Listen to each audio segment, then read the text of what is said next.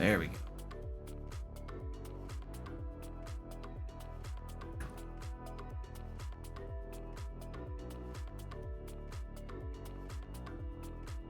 Hello?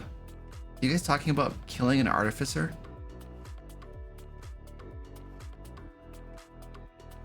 That's what it looks like. What's up, Batusa, Penguin Butt, Dan? What's up? How you doing? Have to find something.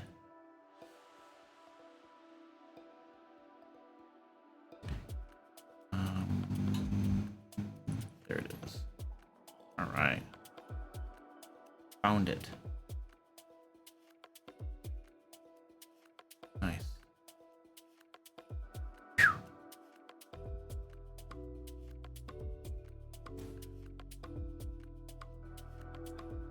He shoved poop in his pockets as we were escaping from some drow. Well, that seems like an appropriate thing to do when you're trying to get away from drow. Shove poop in your pockets. I mean, why wouldn't you do that? Drake Conceptions, hello. How you doing? Fufu, what's up? Dragonson, hello.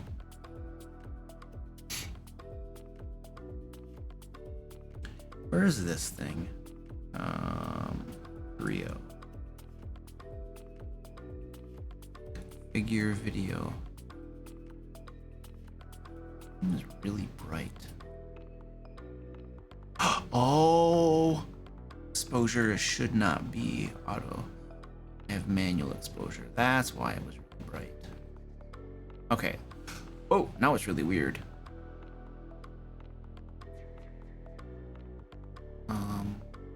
There you go. -6.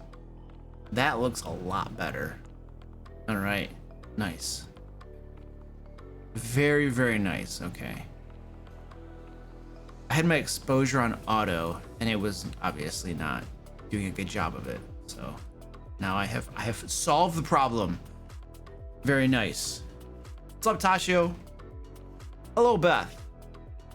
Oh, I'm behind. Bartabear, what's up? Astralis, hello. Historic Rain Mike. I'm just gonna call you Mike. What's up? Mad Dog, hello. Oh, our community challenge is 75% complete. Whoa. Fraley, what's up, dude?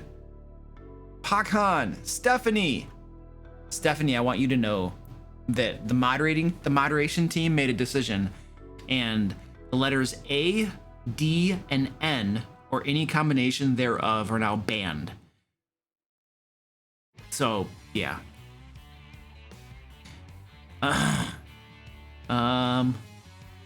Hello, Beth. Ushimata Master, what's up?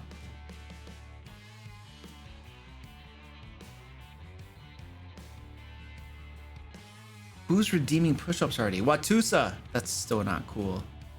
Stephanie agrees. John Nugget, what up? The DM layer is banned. Oh, crap. I just banned myself. So we have the cat strike and the cat trip already lined up. Well, thank you, Watusa. Watusa is just apparently has a bunch of points that he needs to get rid of. Nixon, what's up, dude? You still got 10k? Man, you just dropped like over 10k. Nice. You could have given them to me. No, don't give them to Dan. Dan is hoarding channel points for no reason whatsoever. Quauspuck, what up? Helford, hello. You just did 15 push-ups? That doesn't help me because they're making me do the push-ups.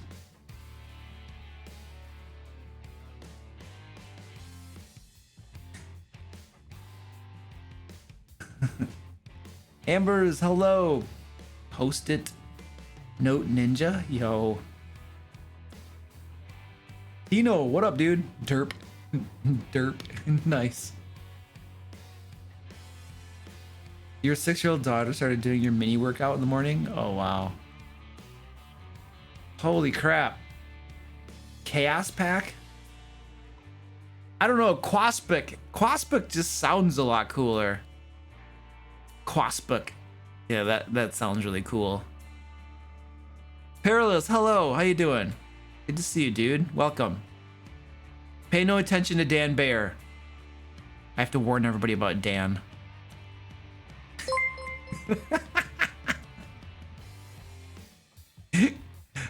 Foo Wolf God, thanks for the tier 1, dude. I appreciate it, man. What did you do? What did you not do? A cat wants attention. My goodness. What cat? I have 3 cats staring at me. They know what time it is.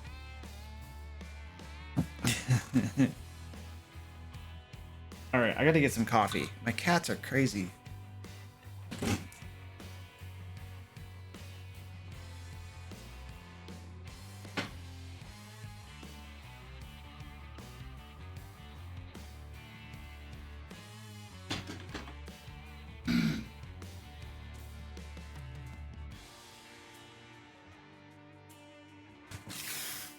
There we go.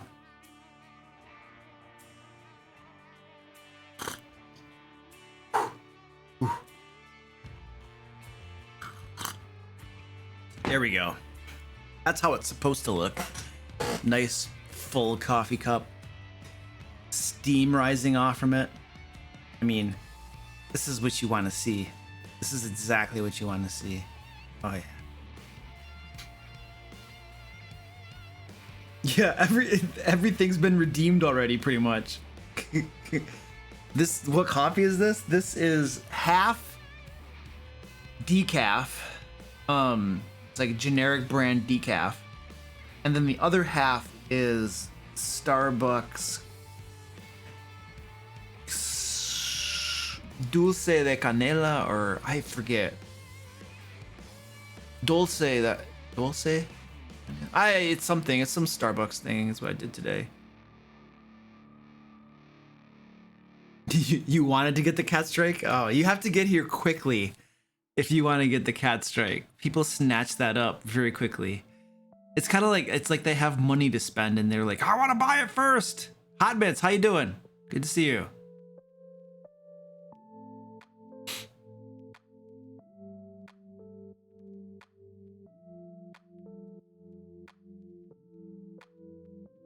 You want to see a coffee warmer under it? No, dude.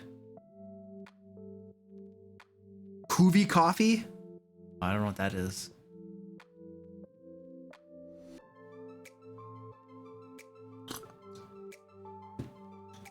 It's local coffee? Is it grown there? Is it grown in Texas? Does Texas grow coffee? Is that a thing? No? Oh, okay. Oh, it's a local roaster. Okay. I don't think they make... Does anywhere in the US make coffee? I don't think that's a typically a thing that's even grown in the US, is it? That's like a Central American, South American thing, right? I like tea too. The coffee is so nice and bitter. Oh, so good. Oh, that's cool, Hutch. You got players again. Nice. Central America, Asia, and Africa are where coffee's grown. Oh, cool. In South America. I know they got it in South. They gotta have it in South America. Yeah. Definitely. That's where you get Colombian coffee from. D&D themed coffees. Found Familiar Coffee has some cool themes there. I don't know. Somebody once reached out to me and they were like, hey, I make D&D coffee. And I was like, okay, cool. And I don't know what they wanted.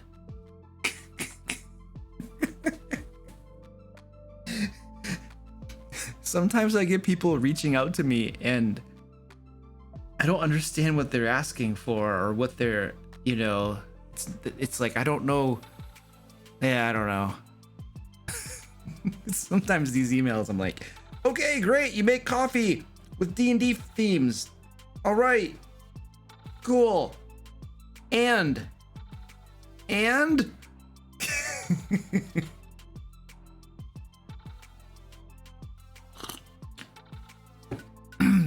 Brazil has coffee. Nice. Penguin Butts like, Luke, I'm just gonna Google this for you and paste some information in chat so you stop conjecturing. Only 2 states, United States of America, able to grow coffee plants commercially is Hawaii, the other being California. However, it's not the only coffee grown on U.S. soil. For instance, Puerto Rico has had some coffee industry for some time, although it is not a state but a U.S. territory. So California has coffee? I don't hear about California and coffee very much.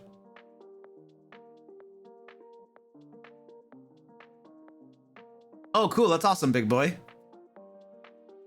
Hope that goes well for you, man. You should come stop back in the stream and let me know how it goes, dude. Is there a topic for today's stream? Yes. I answer your questions. That's the topic. So you guys post D&D questions and I answer them. Otherwise, I will just sit here and talk about whatever stupid junk comes to our minds. All right, we should probably get this going. Kick this bad boy off. Where's my button? That's the first thing we need. I can't find my buttons. Here we go. Whee!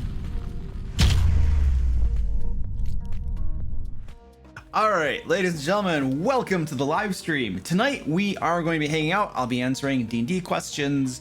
We'll just be chilling, having a nice, what is it, Tuesday? Yeah, a nice Tuesday night together. Yeah, so that's really all that's on the schedule for tonight. So throw your D&D questions in the chat. You need to follow the convention that we have. Hashtag question in all caps, and then your question. Don't put your question in caps. Right, and then my moderators, we have a spreadsheet. They will be throwing questions into the spreadsheet. I will pull questions out of the spreadsheet, which means you don't need to spam them. I have a whole crew of moderators here, and they love beating spammers with the swords. You wouldn't beat them with the swords. You would like slice their heads off with the swords. Yeah, they like swinging the swords. Let's just leave it at that. So, you know, try not to spam and all that good stuff. So yeah, that's what's on the plate for tonight. So throw that junk up there. And before we jump in, I am going to hit you with my obligatory shameless plug. I have begun producing a monthly PDF for my patrons. This PDF contains a whole bunch of high quality D&D resources, such as entire encounters with maps for virtual tabletops. It has entire D&D adventures included as well. There are encounters. Did I already say that? There are magic items. There are NPCs. There are just whole bunches of crazy D&D resources that I publish out for my patrons. So this is the sort of thing that, like, if you want a little help prepping for your games, you don't want to do all the prep work yourself, this could help you with the prep work, ease that burden a little bit. And also, what was the other point? I had 2 points. It reduces your prep work. Oh, and it might also increase the quality of your games. Who knows? I don't know. So go check that stuff out. There's a link right there. So there you go. And I also publish a whole bunch of free stuff over on my website, thedmlayer.com, as well. So the patron PDF is for folks who got a little bit of cash, want the higher quality stuff. And then my website, thedmlayer.com, is for folks who, you know, maybe don't got some cash and just want to get the free stuff. So either way, bunches of resources out there for you guys to help you run games and all that kind of stuff. So there you go. Also, I need to do my little patron shout out thing here, where I read off some names of some awesome folks who help keep the lights on around here. Yeah, that's how we say it. All right, here we go. We're gonna do reverse order today. Tony M, Radiance Guardians, Cockadoodle Doo, Penguin Butt, The Pickle, The Old DM, Watusa, Cassides, Dresna Ryan, Simon, Ron H, Published Author, Yokai, Theta Tag, Tim Black, Tactical Tokens, Son of a Sofa Man, Sophia W, Shane C, Owen D, Nathan, Mr. T, Lord Humongous, Kurt Y, Joseph H, Joe M, John Kenny, Iron Lord 79, Goliath Cleric, Float 71, Emmy, Elisa Goose, Ed R, Drake H, DM Silver, Clammed Oyster, Candy Sora, Baobon, and Abby C. Thank you very much. This is getting I have to make this smaller every day.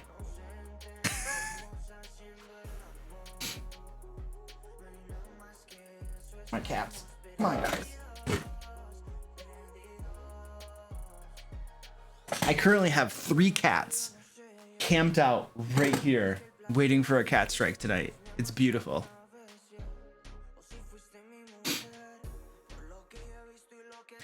All right, well, let's pull this one right here. Quaspic says, why do DMs treat monsters as dumb, fight to death, like dragons, instead of intelligent, retreating, working like a party, healing fallen companions like a party would? Is it just because they want combat over as fast as possible? That's a great question, because you're right in that many times that's how monsters are run. They fight to the death, they don't heal each other. When's the last time you saw a monster with healing word? When's the last time? I actually did this to my party. Who did I do this to? I did this to one of my groups last week or the week before or something. I literally had a spellcaster who knew healing word, and they were like, someone would go down and the enemy would be like, boop, you're back up again. Oh, or did I do that, or am I planning on doing that? I can't remember. Either I did that or I just designed an encounter where they're going to do that. I can't remember the details. But when's the last time? And that's the most obvious thing that always happens in a group. So why doesn't that happen with the enemies? Why don't enemies retreat? Why don't enemies, use better tactics and stuff? I think you have a few things going on. I think there are a couple, probably a few different reasons why it's more difficult to do that. First of all, I think the biggest thing is a dungeon master has to do so much during a combat. They have to listen to and adjudicate all of the players, what the players want to do. And then when it's their turn, the enemy's turn, they have to decide what the enemies are going to do and then run the enemies. And so they're just doing a whole lot. And so it makes it difficult for a dungeon master, my cat's biting me, for a dungeon master to sometimes, think about these things and implement these things. So I think that's the first thing you got going on. A way to help with that is to create encounter notes. Before you go into an encounter, have some notes about what the enemies are likely to do, how they might behave, some tactics they're going to use. I don't do this for all of my encounters, but for my big encounters, my important encounters, I'll have encounter notes that will help give me guidelines so that once we're in the encounter, I don't have to think on my feet. I've already kind of have an idea of what I'm going to do in that encounter. That will help with that. Other reasons. So enemies running away, I suspect there are 2 reasons enemies usually don't run away. First of all, dungeon masters probably just don't think to role play them like that. They just, it's not from the dungeon master's point of view. If my enemies die, I'll just make more for you. And so we don't have any skin in the game when I'm role playing enemies, right? Whereas a player, your character, your skin is in the game. If your character dies, you got to roll a new one or use resources to get resurrected or something. So I think part of it is probably that dungeon masters tend not to care too much if their enemies die. They're not really attached to them, and they're accustomed to them dying. And so they don't try to save them necessarily. But of course, that's not always good role playing. Sometimes it is, sometimes it isn't. So I think that's probably a little bit of what's going on. So it's a psychological thing that's going on in dungeon masters' heads as they're playing. I think the other reason that dungeon masters will sometimes not have enemies flee is that the mechanic for running away is kind of crappy and difficult to manage. If you play running away by the rules of 5th edition combat, anybody who runs away will almost always die. Running away mechanically in 5th edition combat rules is a very, very, very bad idea. Very bad. If you disengage to not get the attack of opportunity, you can move 1 movement away. The next round, the players are going to move right up next to you and attack you again. So really the only way to run away is to not disengage so you can get your full movement, and then you're going to provoke an attack of opportunity, and you're going to be, say, 60 feet away or 2 movements away. But then, unless there's some terrain or dungeon doors, corridors and stuff you can hide behind, then the players are just going to start range attacking you with bows and magic missiles and fireballs and all this kind of bullcrap. So mechanically speaking, running away is horrible in 5th edition rules. Like running away, you die. It's almost impossible to actually run away physically, mechanically, using the rules in 5th edition. So that's a problem. That's a problem. I have my own special mechanics that I use for running away, to get around that, basically. It's actually, I did a video about this about a year ago. It's called Running a Chase Scene. It's some homebrew rules that I have for running a chase scene, which is the same rules I use when enemies are running away. And when players are running away too, or their characters are running away. So it circumvents that. So I think that's part of it. So there are a few different reasons I think that dungeon masters might not always roleplay enemies, intelligent enemies, like they should. Part of it is maybe dungeon masters just don't think it through. You know, they don't plan all these nuances of how to roleplay the monsters. And honestly, it's hard to blame them to a certain extent, because dungeon mastering is a lot of work and there's a lot of stuff to do. There's a lot that goes into preparing a game session, preparing an adventure.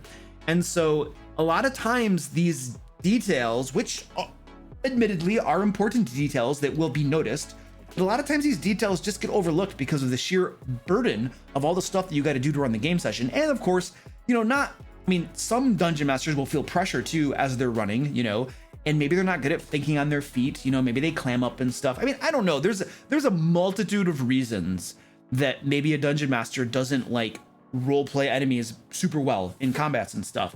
And I feel like there's always room to improve on that sort of thing, and we should always be seeking to improve.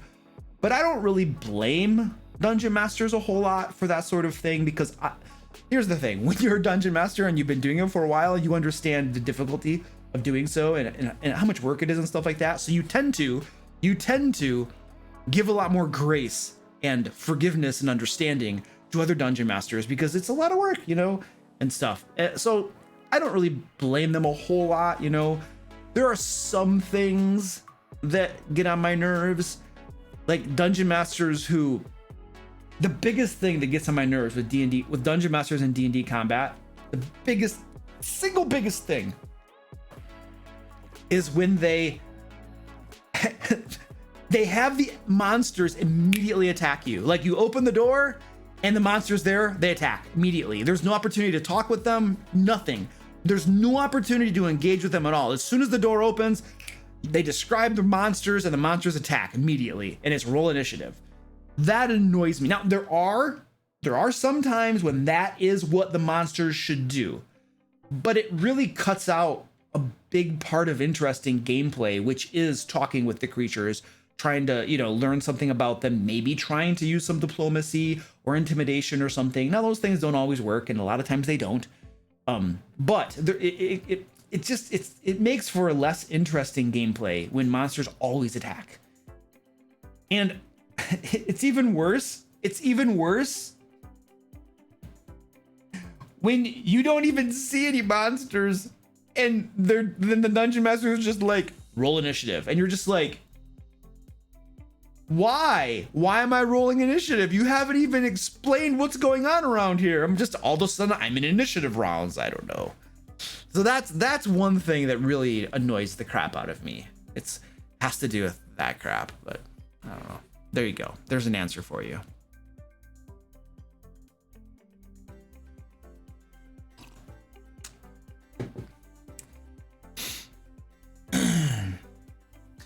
Beth N says, how would you use the click rule for a tripwire that intends to actually trip the PC?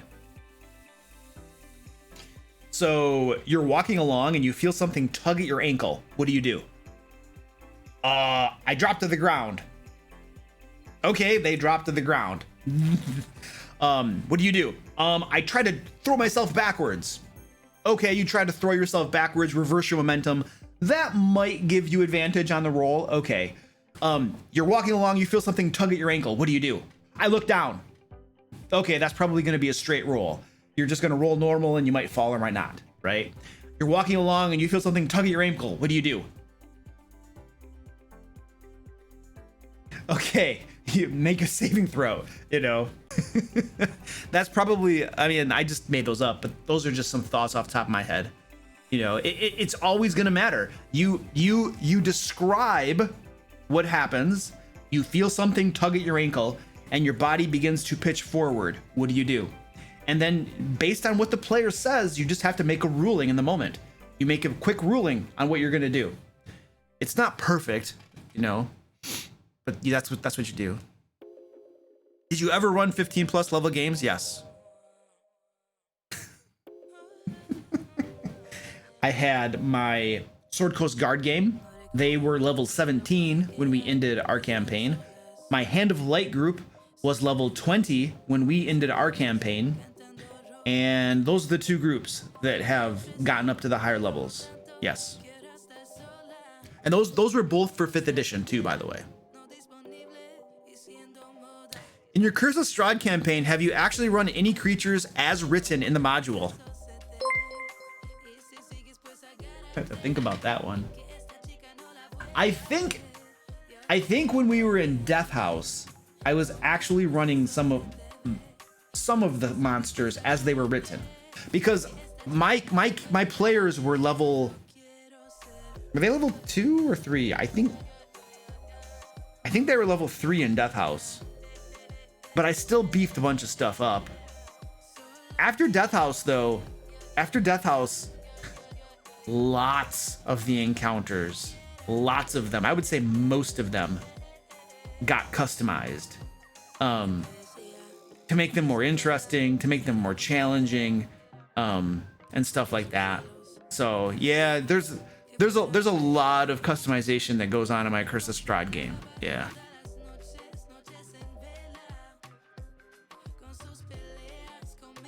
When creating or using Homebrew, how do you judge if it's well balanced? The only method that I know is to compare whatever thing you're homebrewing with something else that is from an official rulebook, preferably the player handbook. Compare it with something from the player handbook. If your homebrew thing, you just have this comparison game. I know no other way of doing it besides comparing things and seeing if it feels about the same level of power or not. Now, you will get in trouble if you start comparing things with the newer splat books. Tasha's Cauldron of Everything has lots of character choices, character options in there that are very, very powerful. This is what happens, and this is how splat books work. Every splat book that comes out tries to one up the last one, and there's this just gradual power creep as splat books come out. That's just how they do it. I don't know if it's intentional. I don't know. I suspect it's intentional. The cynic in me tells me it's a marketing tactic, that if the character options in splat books get progressively better and more powerful, players are going to want to buy them, because most players like the idea of getting bigger and better, cooler stuff. And so I suspect it's a marketing tactic. I don't know why else you would always tend to see this pattern of splat books getting more and more powerful. I don't know if there's another reason for it.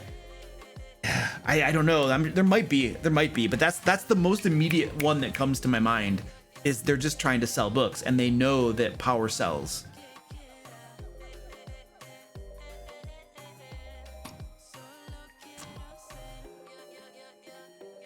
Nick, hi.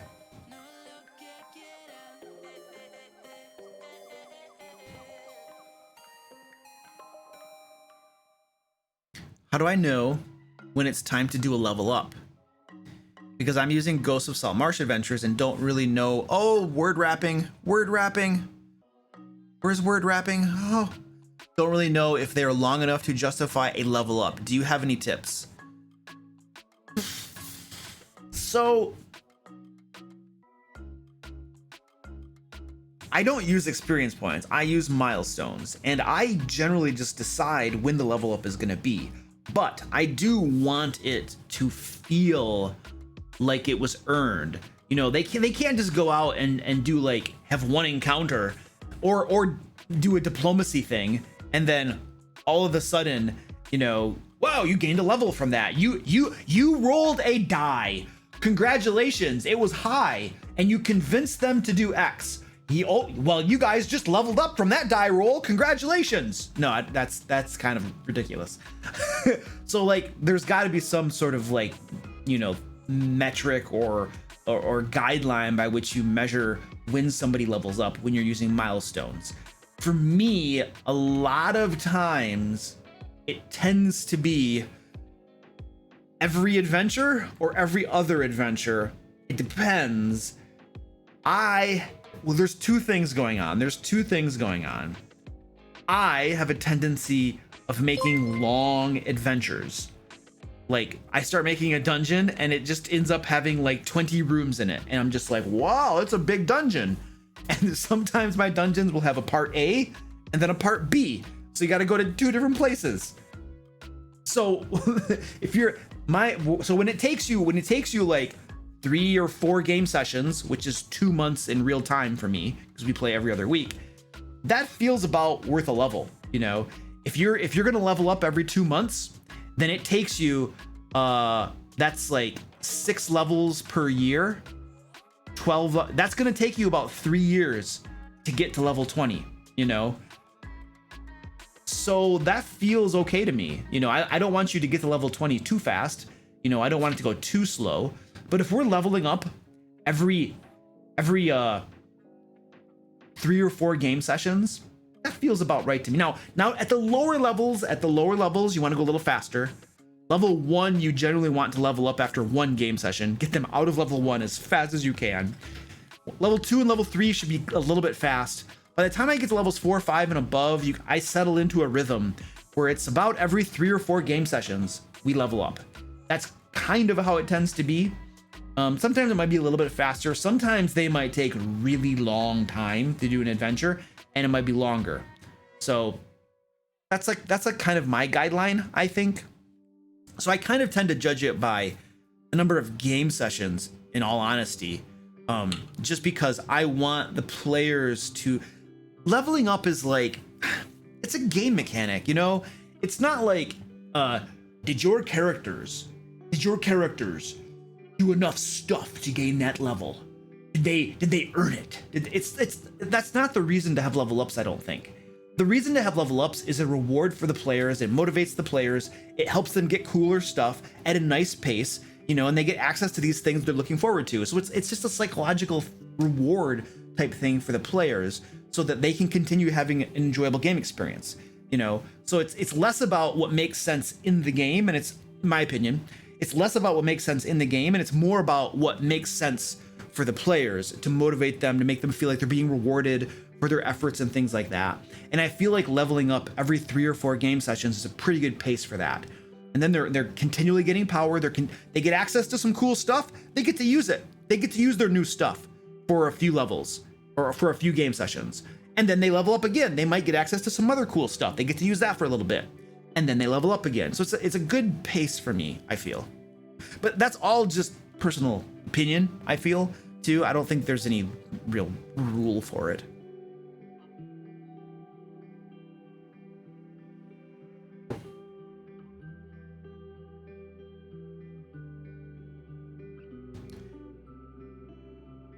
Quazpack. Oh, I already answered that one.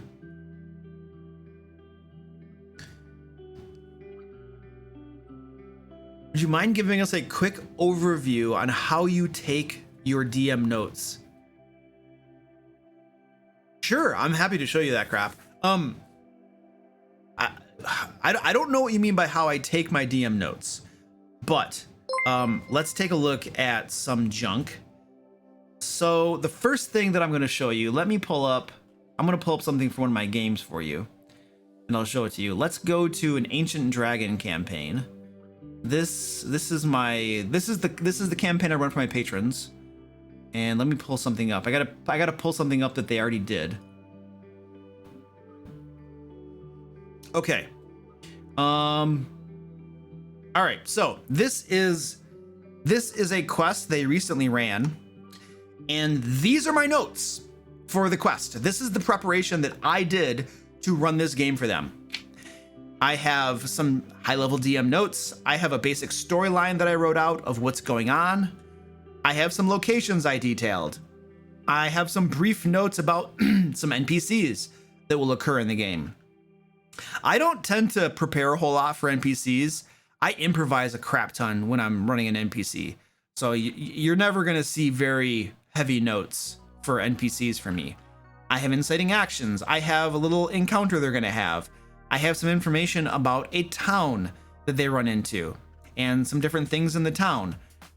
And this is all bullet points. For this one, I just made bullet points. When they go into this swamp, there are 3 different encounters they're going to have. One with a corpse flower, one with a rot troll, one with will-o-wisps. And I just have some basic notes about what those are. So I'm planning out the game session is what this is. And then when they finally get to this place right here, there's some notes about that. And then there's an actual dungeon in here. And what I did for this dungeon, I literally, check this out. I literally just found a map. Is this working? Yeah. I literally just found a map online and just used this map. And I wrote my adventure according to this map. And so I detail out every single room. And these are my notes for those different rooms. This is just how I write out my notes for my adventure. It's very detailed, a lot of this. This is probably way beyond what I suspect most dungeon masters write out. I have 10 pages in a Word document for one adventure, and I think it took us about 2 or 3 game sessions to do this adventure. So it's a pretty beefy. This is how I do. That's how I design an adventure for my groups. Right, so you got the adventure designed out right here. This is what I do just for my normal groups. And then, I mean, in this case, I took a map off the internet and just used this map I found. I was like, oh, I'll just use that map. A lot of times, actually, this is something that I do a lot. A lot of times, it is easier for me to start with a map and then design an adventure to the map. It actually is easier in a lot of ways for me, and helps me. So I do that quite a bit, actually. And then the other thing that I do have other notes that I'll take in OneNote that I'll show you here. So I'll just show you some notes as well. This is from that same game session.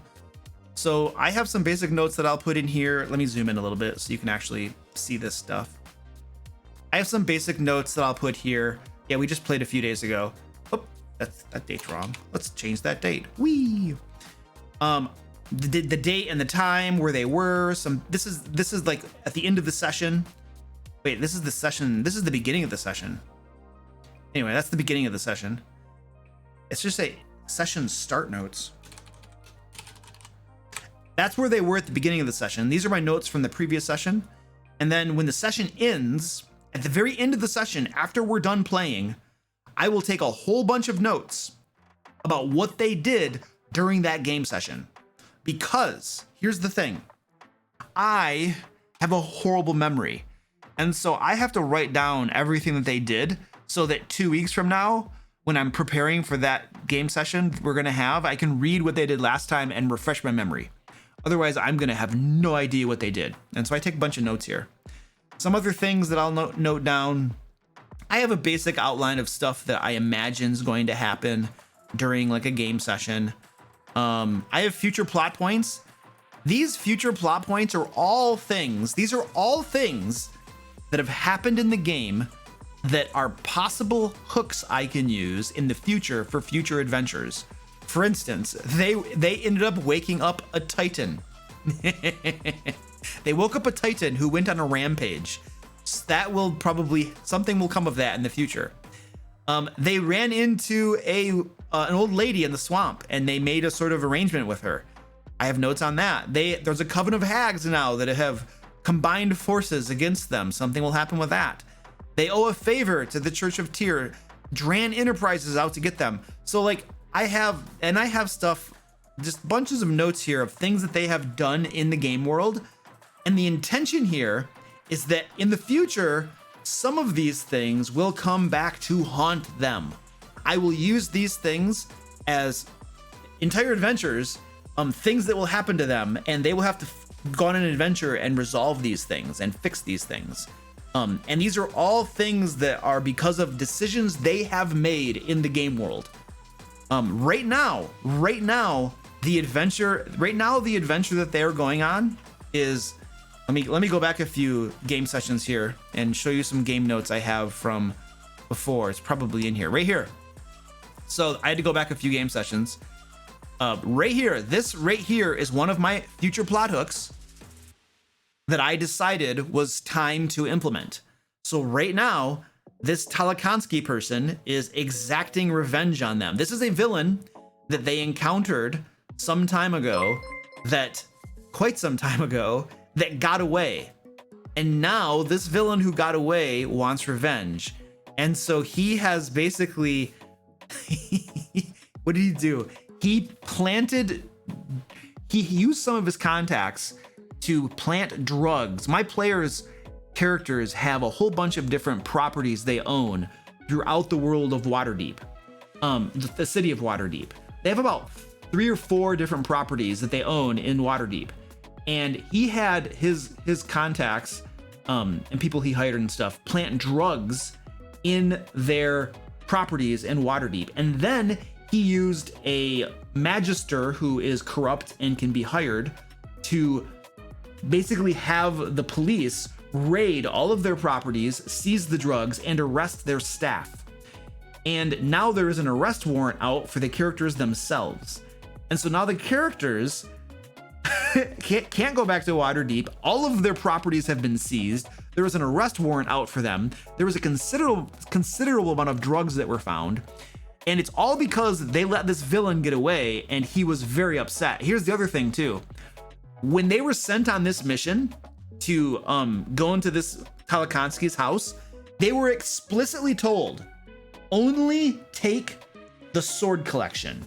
Do not take anything else from his manor. And they didn't do that.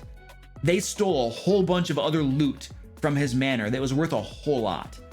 And that is another one of the big reasons. Actually, that is the reason Talakansky is coming after them, because they took the other stuff. The stealing of the sword collection wasn't a big deal. Talakansky, he has an ex-wife basically, Spanova, and they are both Githyanki. They have had a feud going on for centuries, where each of them basically is stealing the sword collection back and forth, and they'll use intermediaries to carry on this feud. And so if they had only stolen the sword collection, nothing would have came of this. They would have been just fine. But because they chose to steal other things, Talakansky was like, oh, okay, this is now personal. You're not just working for Spanova, this is personal. And so I am gonna come after you. And he is doing a whole bunch of stuff to make their lives absolutely miserable. And now they have to go on a mission to resolve this problem. And this is an example of how I will take my players' decisions in the game, and I will later on use it, you could say use it against them, but I'll use it in the game world in a way that that shows that their decisions and actions have effects in the world, have consequences, and that they're not meaningless, you know? So this is just one example of that. And my players, as soon as this started happening and they found out that it was Talakansky, they knew exactly why this was happening. Like a couple of them were like, yep, it's because we took something besides the swords. And they all knew that it was their own fault that all of this crap was happening to them. So there's some information about the game notes that I take, and a cool little story for you. Gotta get my thing back up. There we go.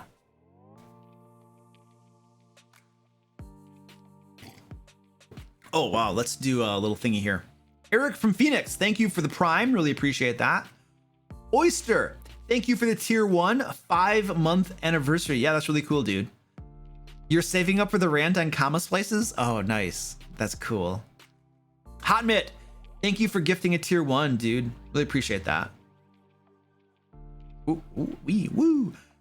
All right, here we go. Little story. It was like 20 minutes long. It wasn't a 20-minute long story. That was a short story. Yeah, that's Nixit. That's exactly what it does. It makes for a living world. That's exactly what it does. It also is really cool for me because it helps me make adventures that I know are going to appeal to my characters. The simple fact that I took something that they did and now I'm kind of twisting it and using it against them it's going to make it appeal to them on a certain level, because they're all going to be like, oh geez, this is our fault, now we have to go fix it, you know. And it just helps make adventures that they're going to be interested in, you know. And so this takes some of the effort and work away from me. I don't have to be quite as creative. I mean, I still have to create the adventure, I still have to do the work of like fleshing out the adventure, but these hooks, these things, it takes a lot of the burden off for me too. Makes my job easier. Penguin butt. There was nothing short about that story. It wasn't a long story. I'm gonna go back and watch the VOD now, and we're gonna see exactly how long that story was. I don't think it was that long.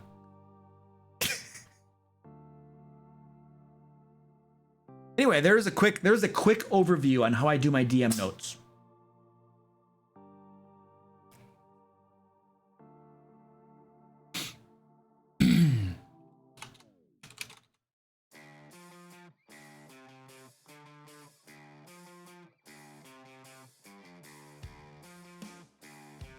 How do you deal with people not attending a session? Do you have one-shot set up? No! No! No! I'm gonna run a one-shot?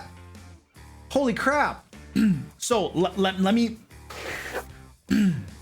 So I go to a lot of work of preparing a game session, designing an adventure and stuff for a party, you know, and then if somebody can't make it, I'm gonna go through a whole lot more work to create a one-shot for the people that could come? No way! If the dude can't make it, he doesn't get to play that game session. I'm gonna run my normal game. Everybody who could be there is gonna have fun. We're gonna play the game. And the person who couldn't make it, they miss out. They miss out. And here's the thing. Here's a psychological thing. When a player knows that they can just not show up and the game will either be rescheduled or people will play a different game and they won't play D&D, that player knows they're not missing out. And they don't go to quite as much effort to make sure that they're there. But when they know that D&D is going to happen, whether they're there or not, they're gonna go to a little bit more effort to try to make sure their butts are in that seat to play that game, because they don't want to miss out. It's the fear of missing out, the fear that's loss aversion. You know, people don't want to lose things. They don't want to miss out. And so if you don't reschedule, and if you don't like run a one shot, or if you don't play some other board game, if you play D&D like you said you were going to, then people, because of loss aversion, because of the fear of missing out, they have a psychological drive to get their butts in that. They will do things like schedule their weekends around the game. They will try to schedule their family vacations around D&D, because they want to make sure they don't miss out on the game. So I do not run one-shots when people can't make it. I don't reschedule. That's the scheduling spiral of death. I did a video a long time ago on that. Long time ago. So what I do, my groups all have 5 players in them. That's my general rule. 5 players, and if one person can't make it, we play. If 2 people can't make it, we play. If 3 people can't make it, well, we just lost our critical mass and we just cancel the game session. If 3 people can't be there, it's like we're not going to play with 2 people, you know. But if 3 people are there, we're still playing. And what I have found is, it works super, super well. We usually don't have people missing the games. Like, I rarely have to deal with a player missing a game session. Most of my players, it's part of their schedule, it's part of their lives. They just have that rotation, they play D&D. So I don't have to deal with it a whole lot. Actually, let me take that back. I do have one game, my Wonder Panda campaign that I run at work. That game, players are missing all the time. But that's a little bit different beast for some reason. But my other games, that's not the case. So anyway, that's how I deal with player absences. Just keep playing.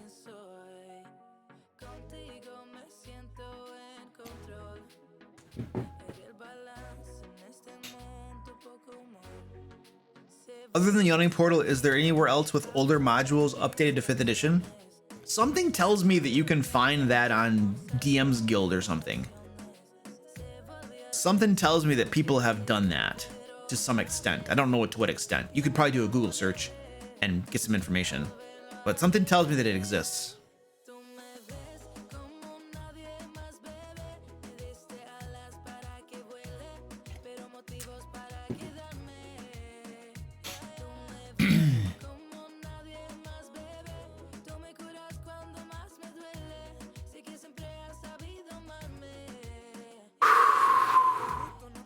So, Sir Joust says, how would you deal with a group that feels they have no direction, but refuses to bite any hooks you give?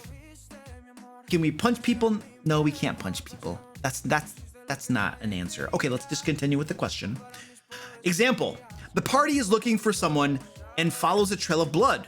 The trail ends abruptly in the middle of the street. A player asks if they can do a perception check to see anything, and on a decent roll I say, you see a face in a nearby window that ducks back when you make eye contact. The players don't act on this. You're screwed. Like, what are you gonna do? What are you gonna do at this point? It's like, holy crap. You gave them all the information they needed to continue forward with the story, with the plot, with the mystery, with the investigation, with the series of scenes that you had set up. You gave them everything they needed. And they were just like, either, okay. It doesn't even sound like they were like confused and didn't understand it. Like, why wouldn't you act on that? It's like, well, I saw a face in the window and he ducked away. It must have nothing to do with the blood. Just walk away. Like, as a dungeon master, there's not a whole lot you can do with that. Except for just pause the game and be like, hey guys, what's going on here? Like you literally tracked the blood. You made a roll. I told you there was somebody in the house that ducked away. I feel like it was pretty obvious that they were acting suspiciously, and then you all just walked away. And now you all are telling me you don't know what to do next. Like, did I miss something here? Was there a miscommunication? Did we not understand what I was describing to you? It's possible. Like, it's possible that they didn't understand what you were trying to communicate to them. Maybe it wasn't described well enough to them and they were confused. I don't know. But there definitely reaches a point where the dungeon master can only do so much. The players have to meet him halfway. The players have to put forth some effort too. And the players have to make a decision to go follow that lead, to go look at that house where that person ducked out of sight. Like, you could only do so much as a dungeon master. But I would say that if you find yourself in that position, it's okay to just pause the game and have a heart-to-heart with your players and just be like, okay guys, what happened there? Did you not understand? Like, why did you walk away? Like, why did you not go? Like, do you want to play this adventure? Do you want to play a different game or something? Like, I don't know. I'm trying to figure out what signals are here. Like, what's going on? You know, like, yeah, I don't know. There's not much else I can do here. I gave you information and you didn't do anything with it. So I'm not sure what you want me to do at this point. So I would just level with them and just be like, what up? Help me, please, because I don't know what to do here. It's like, I can give you a hamburger with French fries, fresh French fries, lightly dusted with salt, and this burger has like lettuce and tomatoes and cheese. It's like a thick patty. Okay, just like juicy burger. You know, I can put a fan in front of that burger and just waft that aroma up to your face, you know, and just be like, oh, there it is. I can put like some lighting, some special lighting. I can put a key light and a fill light here to give it this special effect, you know, some like little LED backlighting and stuff, make it look really, really cool, you know, and that hamburger could be so tantalizingly delicious. But if they don't reach out and take a bite out of it,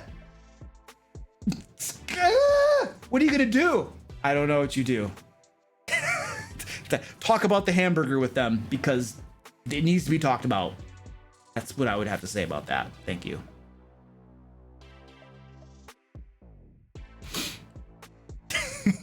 I'm getting hungry too.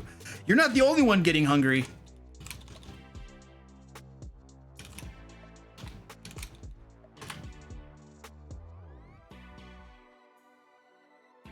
They're plot vegans. They're plot vegans. Oh, that's awesome. Chisel, what's up? How you doing?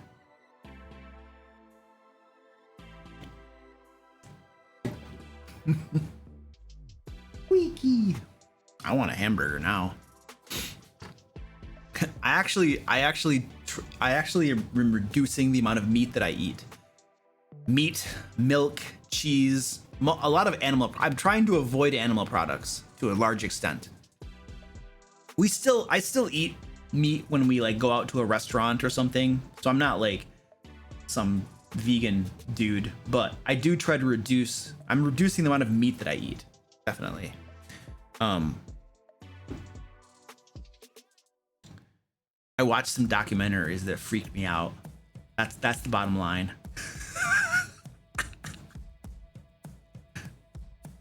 Aren't it squeaky? All right, so I answered that one. Excellent. Dan, I can't watch you anymore. I just discovered the solution to Dan. Other moderators, I just figured it out. All I have to do is just declare myself a vegan and Dan will leave me. Squeaky, what is going on? The cat Squeaky down here. He probably wants a cat strike. He wants me to give him some treats. 6 days vegetarian, 1 day meat feels awesome. I mean, come on. I feel like it's healthier. Most are Texans. They eat lots of meat. I love meat. It tastes delicious. It's really good. So I'm not going to give it up permanently. I just try not to, generally my wife and I will go out to eat like once a week. And when we go out to eat, here's what I do. When we go out to eat, we'll eat whatever. But at home, I don't buy meat products. I don't buy chicken. I don't buy beef. I don't buy pork. I don't buy meat products. I don't buy cheese.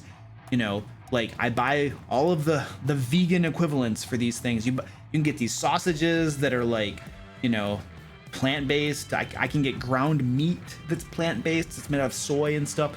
So I can have nachos. I mean, I have plates of nachos, but they're, vegan meat, vegan cheese, and stuff. So we just don't have it at home here, which by default reduces the amount of meat you're eating, obviously, if you don't buy it, except when you go to a restaurant or something. So that's kind of what I do, but I still have it like once a week, probably. And I eat lots of vegetables and fruit. It's like when you don't eat meat, what are you gonna eat? Helidorian, that is a problem. I agree. The problem I'm seeing with the plant-based meats, now that I'm paying attention to it, is that they tend to be higher, because a lot of them are like, some of them are frozen, some of them are the sausages or something. Now, I did get some ground up soy burger type stuff, and I don't know what the sodium content was on that, but I have been paying attention to some of that, and yeah, it tends to have some high sodium content, which is not good. So that's a concern. So, but I don't know. Kolvar, thank you for the prime, dude. Appreciate that.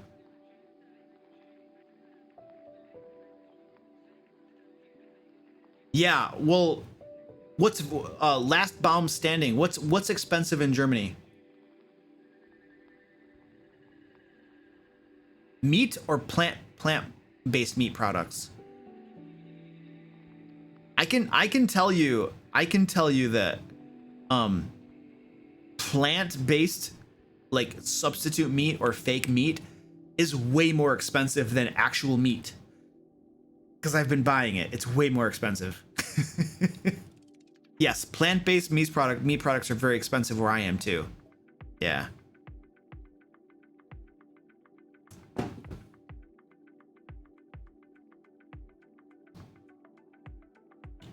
Ooh, I love sausage. I love meat. It's so delicious.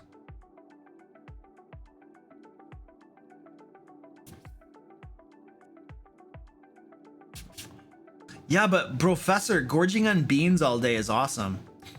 Actually, lentils. Lentils.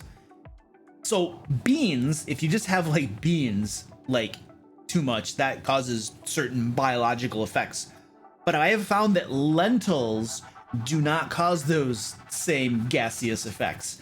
So I'll cook up a massive amount of lentils, and I'll literally have lentils at 3 of my meals a day.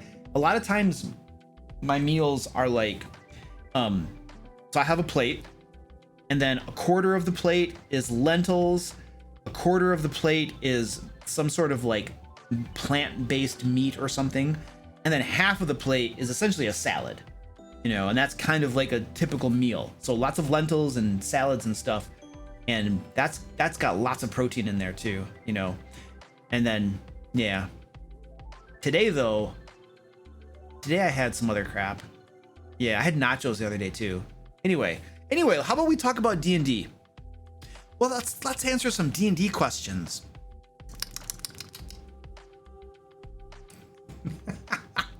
Ooh, oh, hummus. Oh my gosh, hummus is so good. Oh, we're making, my wife makes homemade hummus now. When I have to bug her a lot. I have to constantly bug her.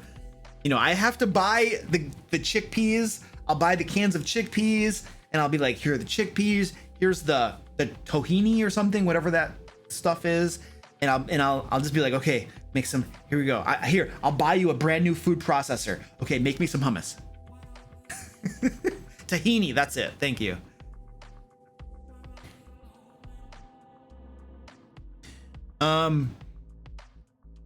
Whoa. How do you roll for initiative when either side has surprise, or if monsters see them but doesn't just attack? Okay, so the way surprise works in 5th edition isn't like surprise rounds and stuff. It's a condition, right? So even if the monsters gain surprise, the players will all have the surprised condition. They still roll initiative. They just can't take an action or reactions on that round of combat that they're surprised. Okay, so it works differently than surprise rounds. It's kind of stupid actually. I actually don't use the surprise condition. I actually use surprise rounds because the surprise condition, it's like it feels like it's unnecessarily complex. Whatever. So if the monsters get a jump on them and they gain surprise, then if all of the characters are surprised, then I don't even roll initiative. I just have the monsters do a cycle of attacks on them, a round of attacks worth, and then they'll roll initiative. If, this is just how I personally do it, this is not rules as written. And then if, let's say one of the characters is not surprised because of a high passive perception, then the monsters and that one character will roll initiative, and then we'll play that out. In the second round, the rest of the characters will roll initiative, and then they'll get thrown into the fray as well. And so that's how I would do that. In the case where the monsters see them but don't attack, well then there is no initiative, there is no attacking. Once the monsters decide they're going to attack, then you see if there's anybody that's surprised or not, and then you resolve things as I just kind of stated. You know, that sort of thing. But once both, here's the thing, once both sides are aware of each other, once they're aware of their presence and they know you're there, then nobody can be surprised at all. Like this is a pretty common thing. I will usually try to have my monsters, my NPCs, my creatures, whatever, talk to the player's characters first before just jumping and attacking them. Not always. Sometimes it doesn't make sense to do that. Sometimes there is an attack. Sometimes there is a surprise. But a lot of times my monsters will try to talk to the PCs first. And the reason is that I'm allowing the players to interact with these monsters by speaking with them, by diplomacy, by intimidation, by other tactics besides just attacking and fighting. So many times my monsters will come out and confront the players, and both sides are aware of each other's presence. Once the sides are aware of each other's presence, there's no surprise round. But frequently what happens is a player will be like, I cast fireball or something, or I attack, you know, and then that player somehow believes they should get a surprise round. But that's not how the rules work. The rules have to do with being aware of each other's presence. Just because you declared an attack doesn't mean you get a surprise round all of a sudden. That's not how the rules work. You know, both sides are basically tense and waiting and ready for something. And once somebody makes a draw for the gun, everybody's making a draw for the gun. It's the same way in the Wild West, where you have the two people that come out on the street and they're both approaching each other, and then they stop and they're looking at each other, but they're both ready. They're both ready to go. And then as soon as somebody goes to draw the gun, the other person immediately does it as well. Nobody got a surprise round. The first person to draw the gun, well, the person who didn't move first isn't standing there for 6 seconds, like, while the other person's like, no. One person makes the move first, but they both pretty much are reacting at the same time. That's how that plays out. Players frequently want to somehow get surprised or something because they declared the action first. And this is a moment too where I will tell my players, guys, I intentionally almost never or very rarely have monsters attack first, because I am allowing you the opportunity to talk with them or do other things besides fighting. So like, it's something that I'm intentionally doing. And so it doesn't make sense then that the way this is going to work is that you guys are almost always going to be the ones to declare the attack first. Almost always. Because of the way I run monsters for gameplay purposes. And so if you guys can always get a jump on them and get a surprise on them because you declared the attack first, it doesn't make sense, you know? So anyway, sometimes I just have that conversation with them as well and explain that.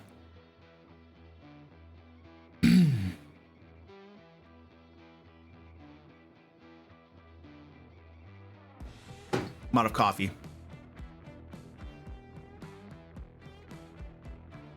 This is probably a good moment to do a cat strike, wouldn't you agree? How about we do a cat strike? Anybody want to do a cat strike?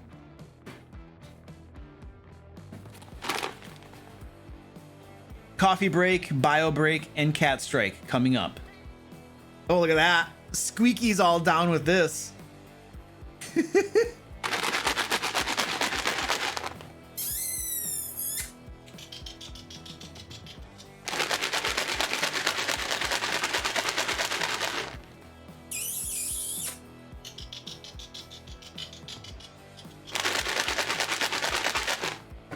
Well, sometimes I can get more cats to come down from upstairs, but I don't seem to be getting any more today.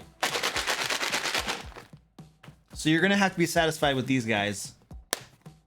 They're probably all upstairs.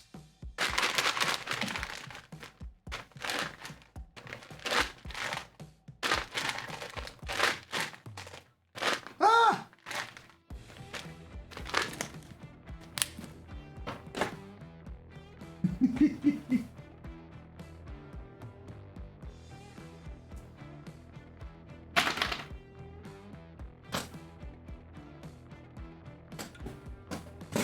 All right, enjoy the kitties. I'll be back.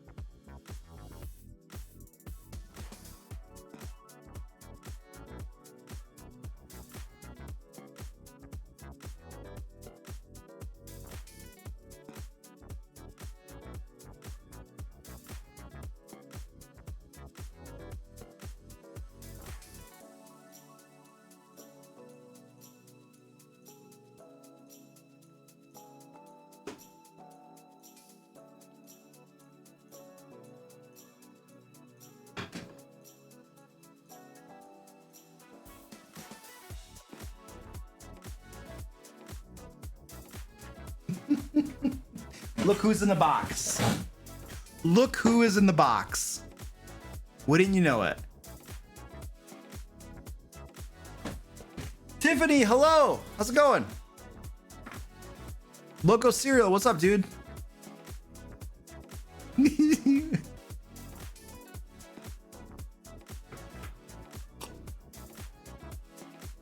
Four more 2Kers to the goal? Oh, really? Are we getting that close? I see us at 94K for it.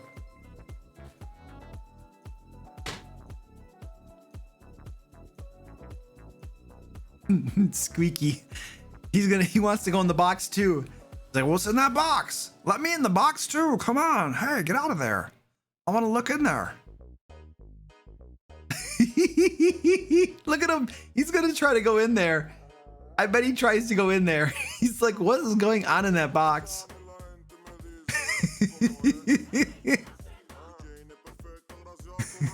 There he goes. There he goes. He's like, I got to check this out. There's something in here. I got to make sure you didn't miss anything. Orange. What's up, buddy? Here comes mommy. He's like, I'll get kisses. Mommy. Orange.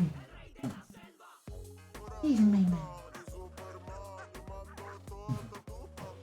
He's adorable. Mommy's adorable.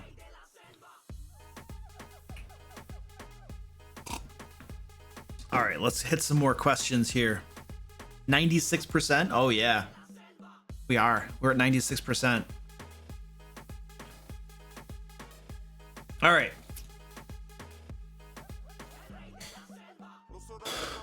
I'm running modules as it's been a while since the last time I DM'd 3.5. How do I resist the I bought a module, you must play it mindset I am starting to develop? You pitch it to your players. You run it by your players first. You literally have a conversation with them and you say, hey guys, you know, I just got the Curse of Strahd module. I've been looking it over. It looks pretty cool. What do you guys say if when we finish up this campaign, we play Curse of Strahd? Or you know, when you get done with your current campaign or your current module, always when you get done with it, when you finish what you're currently on, or if the group say TPKs or something and they want to do something different, then you pitch it to them. This is kind of a session 0, or it's a pre-session 0 where you have a conversation with your players and you say, look at you guys, I have 3 different modules that I think are really cool and I'm interested in running for you guys. Curse of Strahd, Storm King's Thunder, and Waterdeep Dragon Heist. And I'd like to do one of these modules. Here's an overview of kind of some ideas, you know, basic overview of what it's about, kind of. Don't give them too much information. You don't want to give them spoilers, but you want to get your players on board with it. You want them to have buy-in so that they agree to run it with you, you know? And that's the way you would want to do it. And so when you pitch it to your players and your players agree to run it with you and you have buy-in, then it just goes a lot better, you know? And then you're not forcing the module on them, you know? So that's the way I would do it. Like when we were running, I usually do homebrew games. But when we were running my Sword Coast Guard game, I told my players probably 2 years ago when we were still running Sword Coast Guard, it's a homebrew campaign I had. Hey, I'm interested in running Curse of Strahd for you guys. What do you guys think? And they were like, yeah, let's do it. That's awesome. And so we played for it. It took us about another year to finish Curse of Strahd. Not Curse of Strahd, to finish my Sword Coast Guard group. And then when we finished that campaign, after a year, then we played Curse of Strahd like we had agreed to do. And now we are in the middle of playing Curse of Strahd. And it'll probably take us another year and a half, 2 years maybe, to get through Curse of Strahd. Probably a year. We've been playing Curse of Strahd for a year now. Roughly a year. A little bit under, I think. It'll definitely probably take us another year. Yeah, it'll take us another year for sure to finish it. I guarantee you. You have your D&D life scheduled for like 4 years? Oh, that's awesome. Oh. What is a better level 10 to 15 adventure? Princes of the Apocalypse or Rise of Tiamat, or another you recommend? Princes of the Apocalypse I thought was good, but had some organizational problems. Rise of Tiamat I've never read or ran, so I don't know anything about it. So I definitely can't recommend that one. There is no module that goes from level 10 to 15 though. That doesn't work that way. Most modules start at level 3 or 5.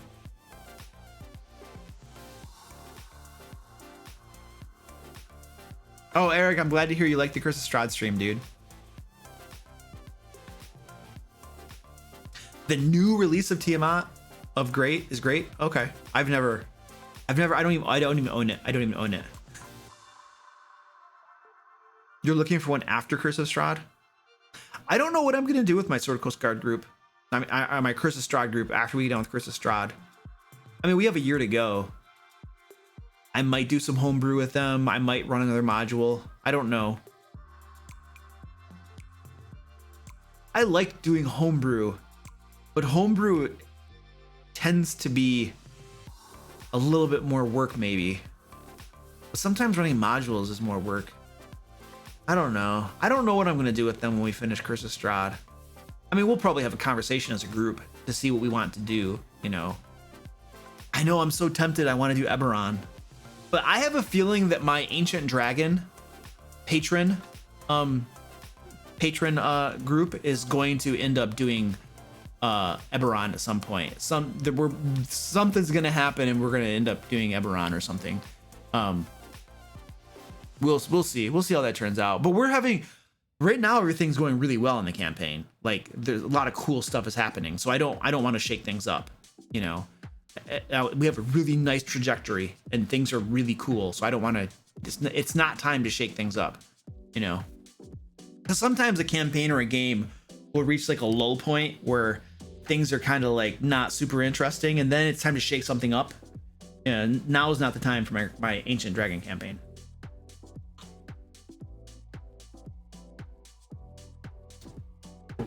Oh, by the way, I'm talking about Patreon. This is an appropriate time for a shameless plug. Haha! I have begun publishing a monthly PDF to my patrons over on Patreon. That's where patrons become patrons. And these guys get every month, they get a high quality professional Dungeon Master resources such as adventure ideas, magic items, entire encounters with maps designed for virtual tabletops. And here are some examples of some of the maps here. I have teamed up with the Mad Cartographer to deliver to my patrons some really awesome maps and some people in the community too that make really good maps. Entire D&D adventures as well. Most of them, all of them, I think, written by me. So yeah, here's another example of a map and stuff. Homebrew custom monsters here that I dream up as well to go along with some of these adventures. So yeah, check out the link right there. I'm sure a moderator has posted it, and you can become a patron and get a monthly PDF. The idea with the stuff in the PDF is that it's going to reduce your prep time, give you some cool ideas to use in your games, and also maybe increase the quality of your games and stuff at little extra work for you. So that's the idea. So feel free to check that out. And if you're on a budget, then I do have a website, thedmlayer.com, where I have lots of resources as well, and they're all free. They're obviously not as high a quality as what I publish to my patrons, but it's free, and you can't really complain about free. Well, some people complain about free. Some people do. All right, let's do the merch. Oh, you want me to plug the merch? Oh, Penguin Butt has redeemed a cheesy plug. Okay, let me plug the merch. Where's my redemptions? I did the cat strike, and then Penguin Butt wants a cheesy plug. Okay, here we go.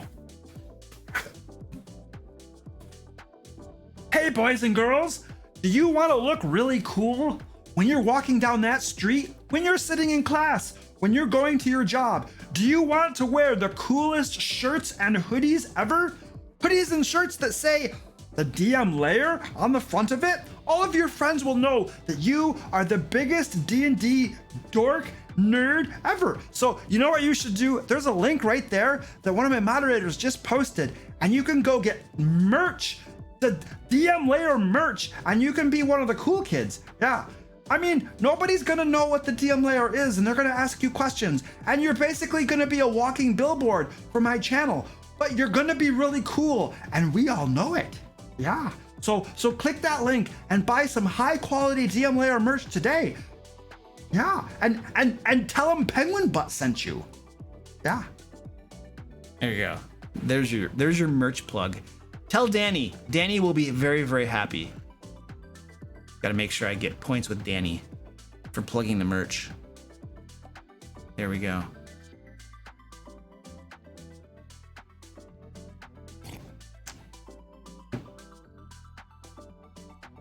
I'm getting a shirt for donating to St. Jude soon. Might get a DM layer shirt.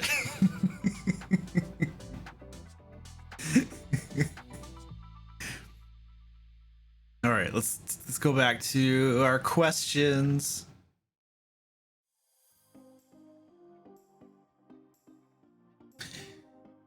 Quaspic, I like your name, dude. I'm intentionally mispronouncing it because I think it's cool.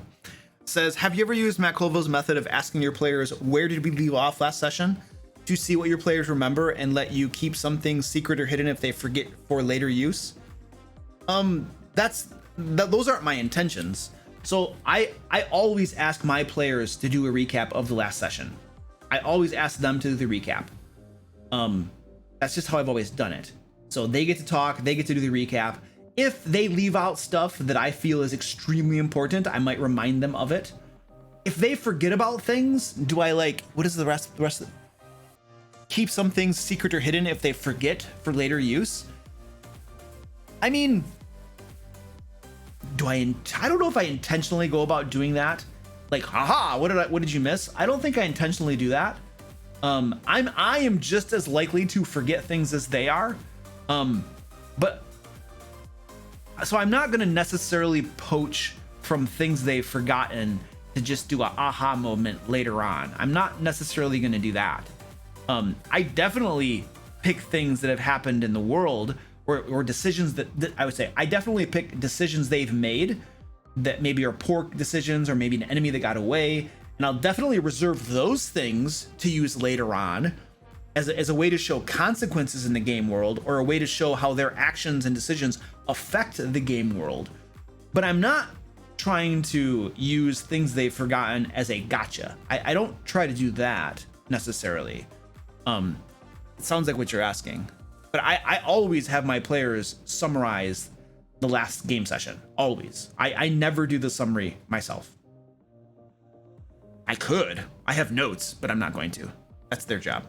Actually, my Sword Coast guard group, what they do is they roll a d12, and then whoever gets the lowest roll has to do the recap. None of them want to do the recap, apparently.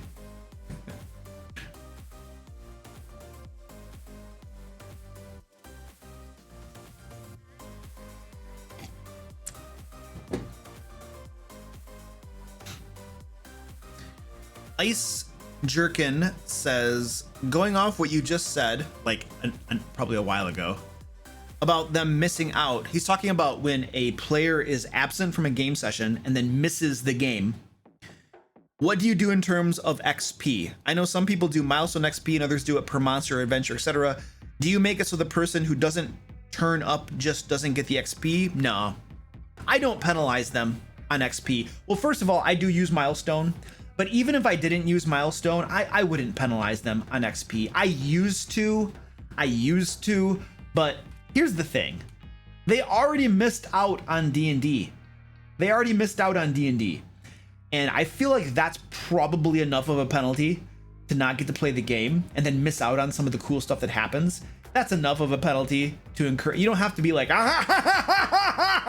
I'm taking away your XP now. Woohoo! That's like insult to injury, so I'm not gonna do that. I used to do that, but now I've kind of been like, nah, I'm not gonna do that anymore. I will say too that part of the reason that I would not do that anymore is that when I have to deal with characters who are at different levels, because some might miss out on XP and other people level faster, that makes it harder for me to run the game. Like, it is so much easier for me when the entire group is all level 5. That makes my life easy. I have a basic understanding of roughly how many hit points people have, what their saving throws might be, what spells they have access to, what abilities they have access to. It makes my life easier when everybody is the same level. When I have a when I have a difference, there's a fancy word I was trying to find there. Discrepancy? When there's a discrepancy? I don't know, whatever. When there is a difference between characters' levels, it makes my job as a dungeon master a little bit harder for various reasons. So that's another reason that I wouldn't want to dock them XP. I want them to stay at the same level. It makes it easier for me, and I don't need to punish them for missing a game session. Missing the game session itself is enough of a punishment, in my opinion.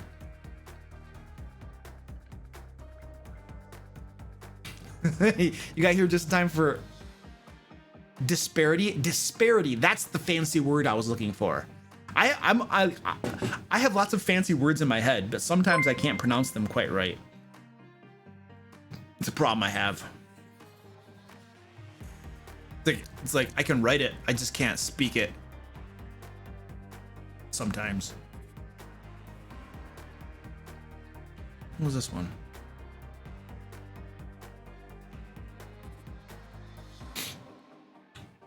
Uh-oh.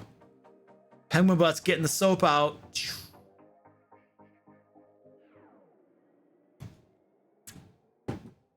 I'm only an English major. I am an English major. Hey, do you want to know? Hey, quick tip for having a hard time getting a job? Major in English and literature. Actually, there's lots of jobs available if you want to major in those things. It's called Taco Bell, McDonald's, Burger King, 7-Eleven. The things they don't tell you before you go to college. I don't necessarily... do I regret it? You know what? Actually, let's be clear. I didn't learn a dang thing about writing when I was getting my English major. I didn't learn a dang thing about writing. A dang thing. I learned a whole lot about BSing my way through essays, about books I didn't read because they assign you way too many books, and the books they assign you are stupid and boring. But I learned a whole lot about BSing my way through life and tests and stuff. I learned about that. I didn't. My degree from the University of Michigan says English and literature on it, but I didn't learn a whole lot from them. I actually didn't pay them a whole lot of money. I had pretty much a full ride to U of M.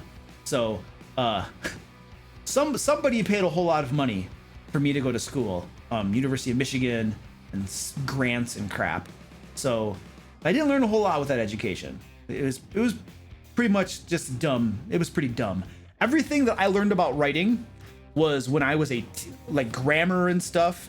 A lot of it was when I was a teacher, English teacher, and a lot of it was I was a technical writer for a company for how long? 7 years? I think I was a technical writer for about 7 years, and I learned a whole crap ton about writing and communication when I was a technical writer. A lot of that all came together on the job experience and stuff like that. And there were some other projects I've worked on, personal projects that have helped me become a better writer and stuff. But the point is this: it did not come from school. Did not come from school. I would have been way better off skipping college. Except that the problem is, then if you don't have that piece of paper, if I didn't have that piece of paper, I would have never gotten the teaching job. I would have never gotten the technical writing job. That's the problem. It's the catch-22. I need the piece of paper. I didn't learn anything really when I got the piece of paper, but if I didn't have the piece of paper, I wouldn't have gotten those jobs where I actually learned the stuff I needed to know and for my like career and business and different things that I do right now in life. It's crazy dumb system is what it is.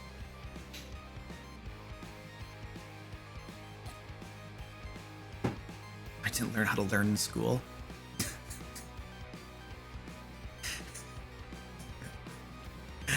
Oh man.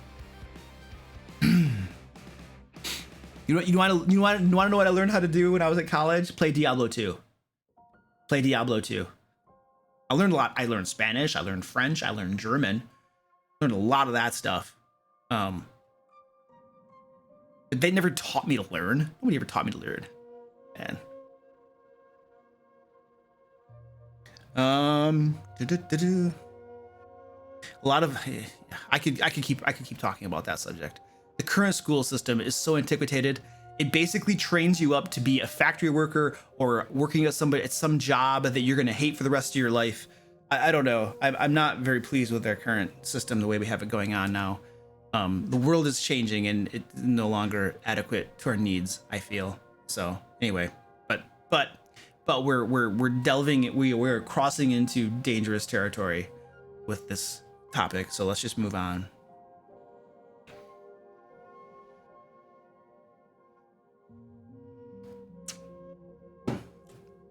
Kolvar says, how do you reveal encounters to your players? I don't want to be like roll initiative, it's clearly combat, and have no role if not. If they murder hobo or potentially help a NPC, I want it to be on them. So generally speaking, every encounter is different. So how I reveal it to them is going to be different based on the encounter. So let's just say that they open a door in a dungeon and there are 3 goblins behind the door at a table, and the goblins are playing dice. They open the door. The goblins look over to them, see people that they don't recognize. The goblins jump up to their feet, grab their swords. They don't draw them, but they grab them, and they look at you, and one of them says, and then if somebody speaks goblin, they'll understand what that goblin just said to them. And let's pretend that somebody does, and the goblin just said, who are you? What are you doing here? And then they have an opportunity to say something, and we'll see how that goes. Maybe they say something useful that doesn't result in combat. Maybe it will result in combat. I don't know. We'll just kind of see how that goes. So, it varies on every encounter. Every encounter is different. You know, I don't know. There's no rule. But I tend not to just what some dungeon masters do is the door opens and they'll be like, oh, there are 3 goblins in that room. They jump up, draw their swords, and attack. Roll initiative. Boom, there you go. That's how many dungeon masters do it. And I just find that lacking, you know. What's even worse is if you open the door and then the dungeon master immediately says, roll initiative. And you're just like, you didn't even describe what's in the room, and I'm already rolling initiative. Could I at least know what's in the room before you tell me to roll initiative? that gets me even more. Gosh, I need to do like a full video rant on that. Because it gets me, dude. I think, did I rant on it already today? Did I rant on it today already? I probably did. I can't even remember my rants anymore. I did? Okay, I gotta stop. All right, somebody make a note for me to not rant on that again.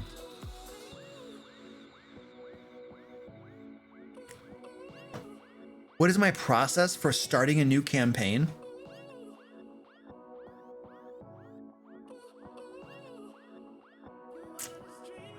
I don't know. Oops, cat right on my feet. I usually just think about something that I think would be interesting for a campaign, and I'll get a rough idea of what it is, and then I'll usually pitch to my players at a high level that doesn't give them spoilers to see if they're interested in running that campaign. And it might be very high level. It might be something like, hey guys, I want to run a homebrew campaign in Eberron. Eberron is really cool. Here's why. Would you guys like to run this game? Yep, let's do it. Whee! Okay, cool. That was my pitch. That was my buy-in. Now I go and I run a homebrew campaign in Eberron. That's all. It doesn't have to be super detailed, you know. And then I'll flesh things out. I'll flesh out some big bad. I'll have some plot going on. I'll have like an overarching plot arc that I'll design out, you know. And I'll design a first adventure for them to go on. We'll have a session 0. We'll talk about some bullcrap. You know, we'll talk about whether we can touch each other's dice or not. All right, we'll talk about that because that's very, very important to talk about in a session 0. You know, and then we'll roll characters together or not. This one time I did a session 0 and I literally told all the players, hey guys, we're gonna make our characters together during the session 0. And 4 of the players came with their character sheets already done. One player believed me and didn't create it. And he was there and he's like, you guys, I didn't make my character yet. I thought we were gonna do it together. 4 players had their character created already. And then the 1 player had to make his character during the session because that's what I told them we were gonna do. But you know what? I made those 4, I did not pressure the one guy to hurry up because these are the dudes over here that jumped the gun. And so they had to wait their happy butts for the other dude to get his character ready. And they had a little bit of like cleanup stuff to do, picking out spells, tweaking things. So I don't know. I mean, they weren't like totally bored, but that was on them. So there's not like some like special process really that I do for starting a new campaign. And in all honesty, how often do you start new campaigns? Like, you know, even with 4 groups that I run, you know, the Wonder Panda group has been going on a campaign for like 3 years. The Ancient Dragon, I think we're like a year and a half into a campaign. Curse of Strahd began under a year ago, but their previous campaign lasted 3 or 4 years. I can't remember. And then my Youngling group, they've been on a campaign for 4 years. I don't know. Like, you just don't start campaigns very often because campaigns, well, when I run campaigns, they usually go from level 1 to 20, but if they don't go to 20, they might go to like 15 or 17 or something, but they're gonna go for a while. So you just don't start campaigns a whole lot. So I don't like have like a special process to follow, you know, each time, because it doesn't happen very often. I'm sure there are some folks who constantly are like, start a campaign, then they stop. Start a new campaign, then they stop. Start a new campaign, then they stop. And they're constantly in this churn of starting campaigns. Now, someone like that probably should develop a system. They should also develop a system for keeping campaigns running for longer too.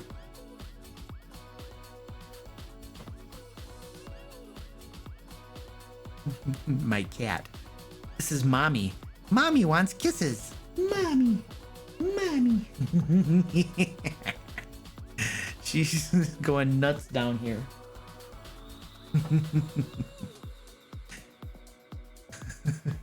What?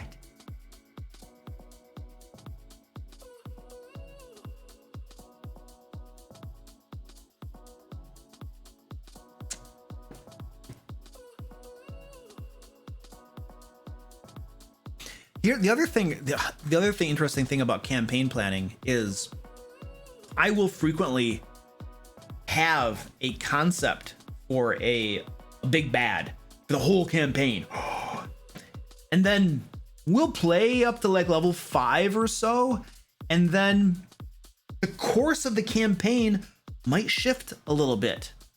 Like right now, I feel like my Ancient Dragon campaign is shifting a little bit. Like there is a big bad out there and there's some nasty stuff going on, but the adventures that they're going on are beginning to shift very heavily toward things from their backstories and their own personal pursuits, things that they're interested in. And I'm perfectly happy to run those types of adventures too. At the end of the day, like the fun part for me is creating the adventures that use a variety of different cool monsters, many of which I've never used before.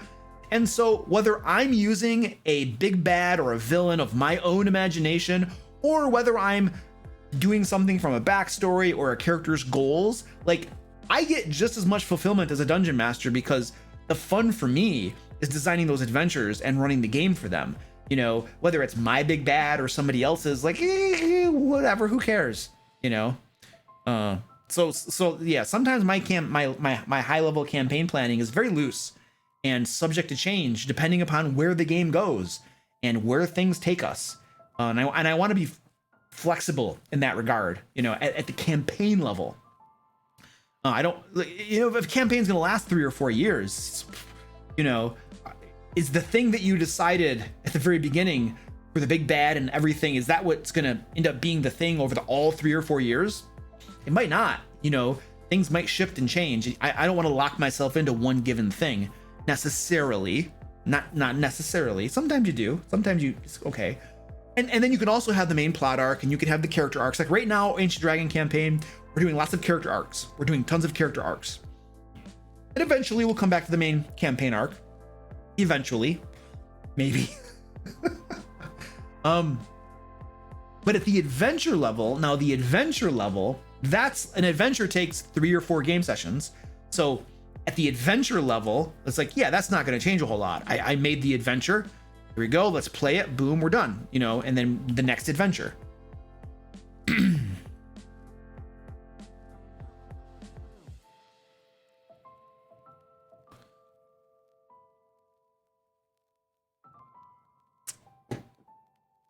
How would you go about running and taking notes for a new town that the players haven't explored yet?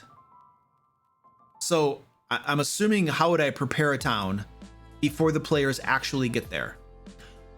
So if it's going to be a town where they're going to stay there a while and it's going to serve as a hub of some adventures, then I'm actually going to flesh it out a little bit. If they're going to go to the town once for one quest or mission, and then afterward they're going to like never go back there, then I'm not going to spend a whole lot of time fleshing out a town. I'm going to need a name. I'm going to probably need the name of who rules the town. I'm going to need the name maybe of an inn, you know. I'll need to know if there are some soldiers and stuff, some guards there, and that might be all I need to plan for a town. And I can make up the rest of it on the fly as we go. And I may or may not even take any notes because they're never going back there again. Now, if it's going to serve as the hub of an adventure, like Rasalantar serves as the hub of some of my campaigns, or at least it's a heavily transited town near Waterdeep that my players go to a lot. Now, for Rasalantar, I made a map of the town. I have an entire map. I know where some of the major buildings are. I know who the ruler is, the type of government. I know what kind of soldiers there are there. I have some names of some of the important NPCs or something. So I'll flesh it out a little bit more so that when my players go there, I'm more prepared for it. But it just depends on how important that town is going to be. So yeah, like I can show you, let me pull up one note and I'll show you some of the notes that I have for some of these towns. I think so. Waterdeep, obviously, I have a whole lot of information for. So this is Rasalantar right here, and so this entire tab is about Rasalantar. So I have this is a reoccurring town that my groups will go to a lot in the Waterdeep area. So I have an overview of government history. I'll know who the ruler is. You know, this is the map I was talking about right here that I made. Obviously, it's just a graph paper map. It's nothing special or fancy. I know the name of the general store. I know the name of the blacksmith, the Sleeping Dragon Inn. This is the Waterdeep Soldier Barracks. This is where the Vendrick family villa is. You know, so just some very basic information. I have some information about the Vendrick family, who's the ruling family there. I know I have some basic information about the Waterdeep Soldier Barracks. I know who the head soldier is, so when they talk to her, you know that she has a name and stuff. Some basic information about the Sleeping Dragon Inn. Here's a map that I took off from Google so that I could describe it if they go in there. And then some basic information here about some of the different NPCs in there. Here's the blacksmith, which I don't think anybody's ever gone to the blacksmith before. And then I don't think anybody's ever gone to the general store ever either when they're in Rasalantar. And then there's some information about the farmsteads. I have some of the names of the families, just in case they decide to go to a farmstead. I have some family names ready to go. So, and I think I've actually used these before. So that's like some of the basic things that I'll plan out. And then again, this is a reoccurring town where my players will go a lot and lots of things happen here. So I want to have some details for it. I don't do that level of planning for every tiny little town they pass through. It's wasting my time, you know. It's not important or relevant.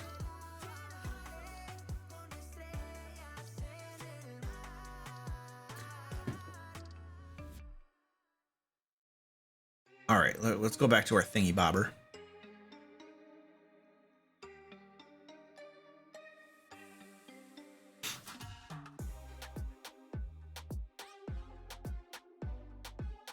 Oh.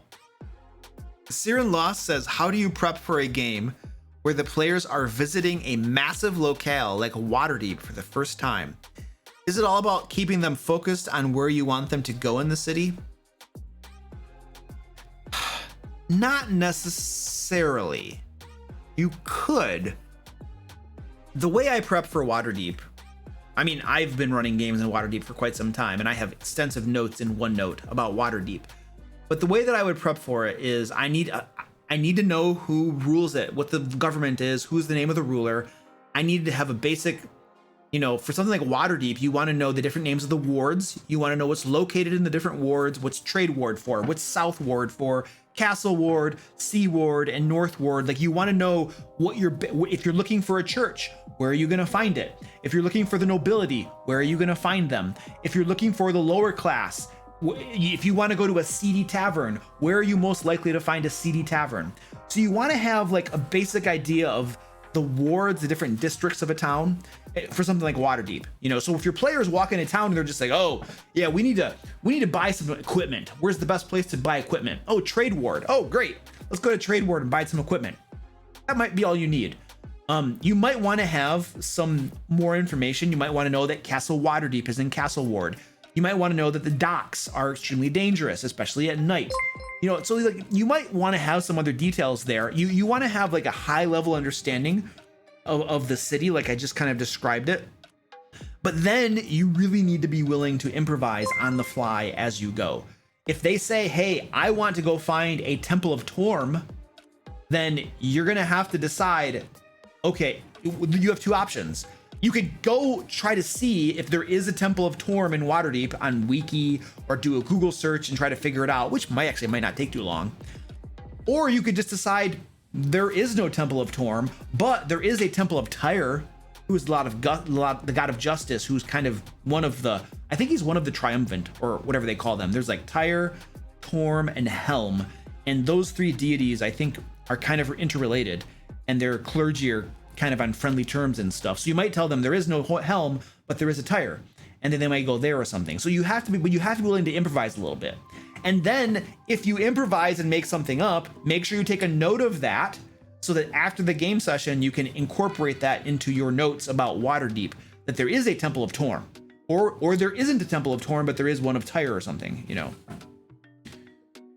So I don't know if that helps a little bit. But and then the other thing too is to just read about the city. Just read about it. Get a resource that has information about that city, if it's something that's actually been published.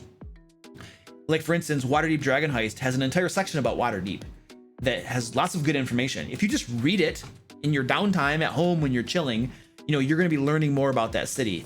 And then when you're playing it in the game, you're going to have more information about it just because you've read about it.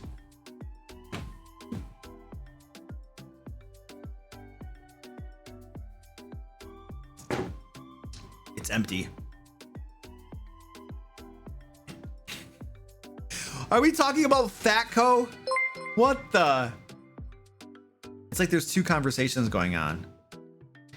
It's like what Luke's talking about and then what chat's talking about. And apparently we're talking about Thatco.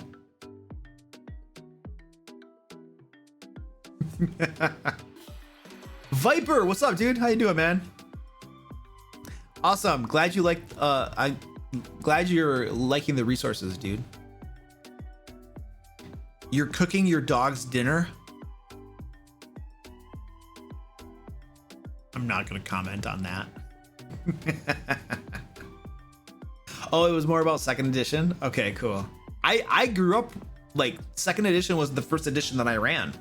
And that's my very first one. I don't remember a whole lot about it. I have all the books up here. They're all literally up here. I don't remember a whole lot about it. It's all a blur. Now I do remember a lot about 3.5 because I played 3.5 through video games a whole lot. And so the game mechanics are, ingrained in me. But I don't remember a whole lot about second edition. Everything is easy if you understand it. I understand lighting for video production. It's not that hard to me, you know, but for anybody who's never done video production, lighting is possibly a hard thing to do and the most important thing to do. So it's like, I mean, you know, like I know how to do lots of things that to me are easy, you know, but for someone who's never done them before, not easy. You know, public speaking, it's not a big deal. I can do that crap. Other people are like, kill me, doll, let me die. You know what I mean? So if you know how to do it, then it's easy. If you don't know how to do it, then it's usually not easy.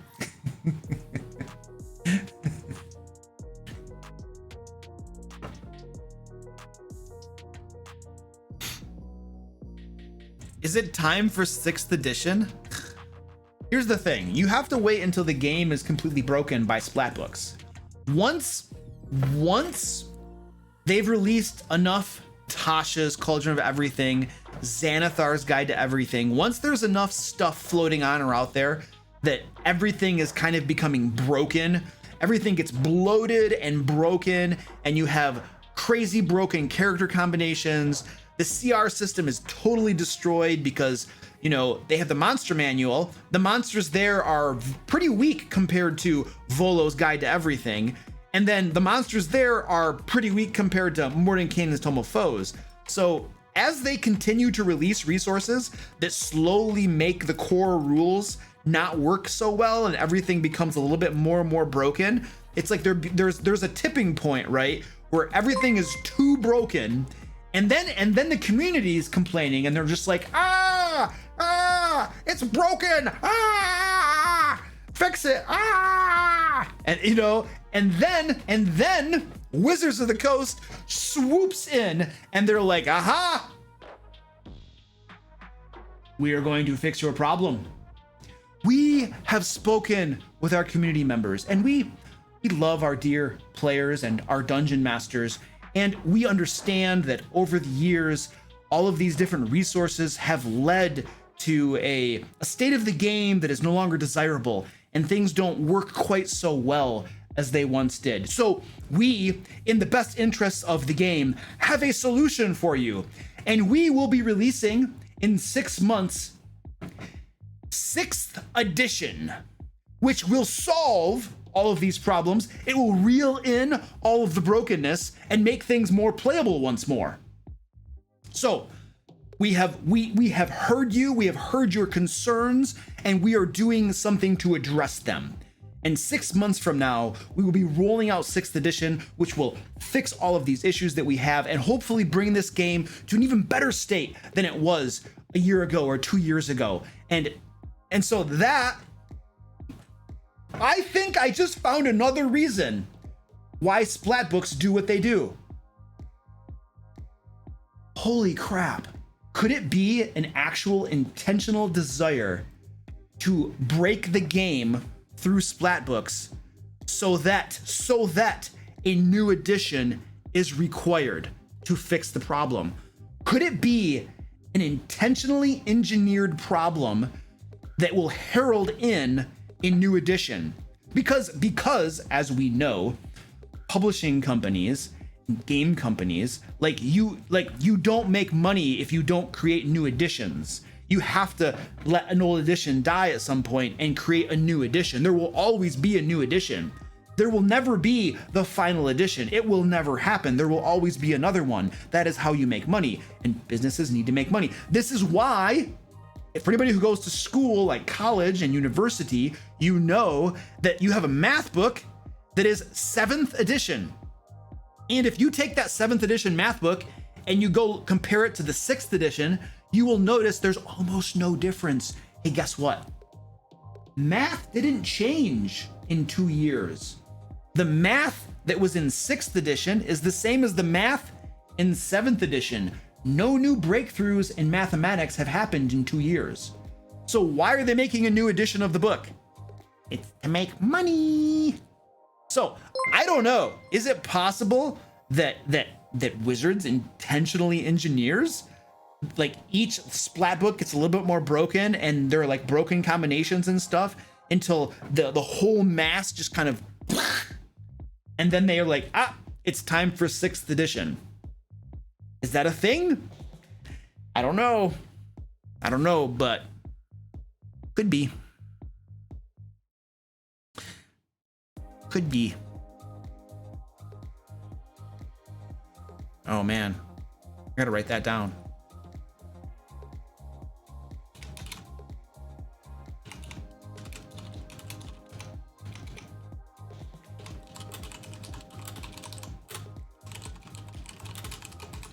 There we go. Whee!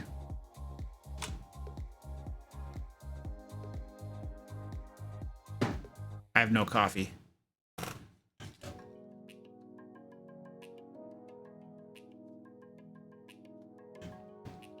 He's actually, I literally am writing it down. Yeah.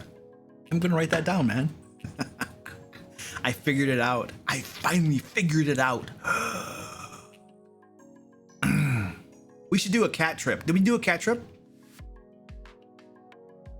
Hey, Mad Dog. You're very welcome, dude. Thank you for the tier 4 or the prime too. I appreciate that, dude. We should do a cat trip. You guys want to do a cat trip? I'm pretty sure we have a cat trip redemption kicking around out here.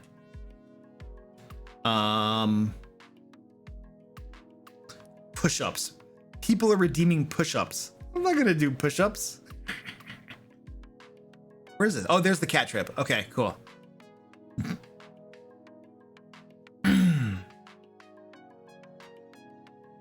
All right, we're gonna do a cat trip.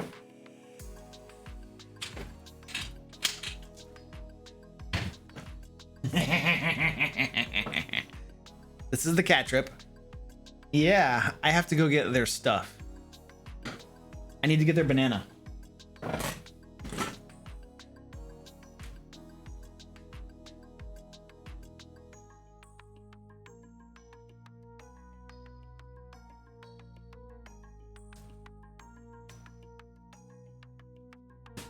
All right. Here we go.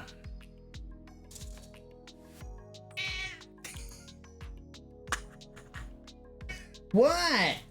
What's wrong, Squeaky? What's wrong, Squeaky? He wants his catnip. All right, let's go. Yeah. Yeah.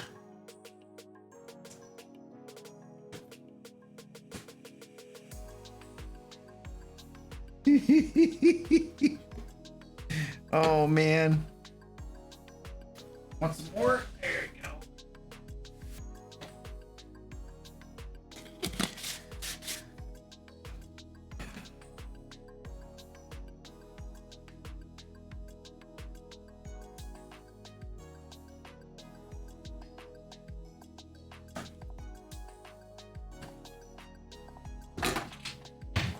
All right, I'm gonna go bio and stuff. I'll be right back. Just watch the kitties. Just watch the kitties. Eat your catnip.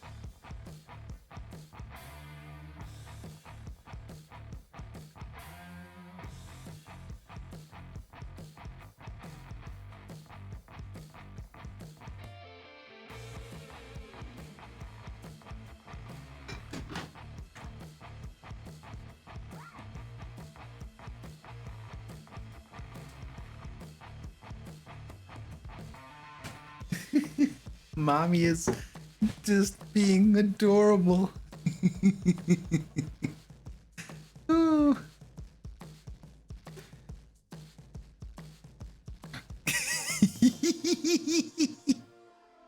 Oh, this is awesome.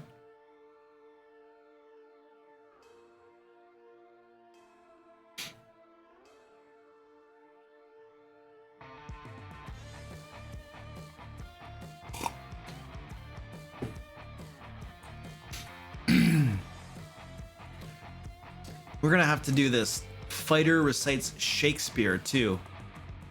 What poetry of Shakespeare should I recite? Did we decide what I was gonna recite? Was it like Hamlet's soliloquy or something like that?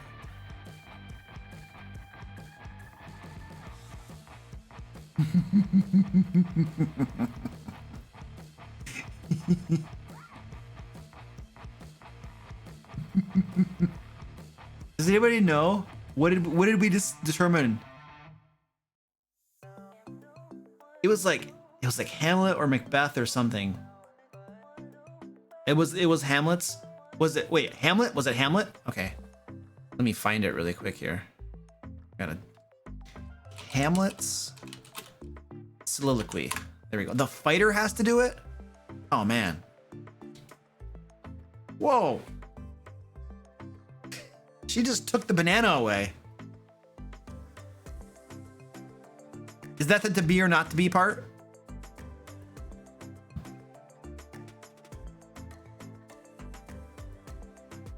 Oh, wow. I gotta do that as the fighter? Oh, geez.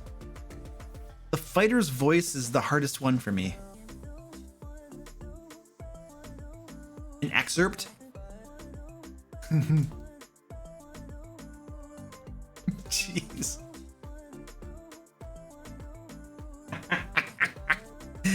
Mommy's off camera going crazy.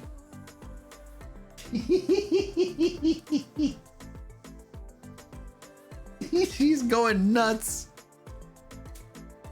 There she goes.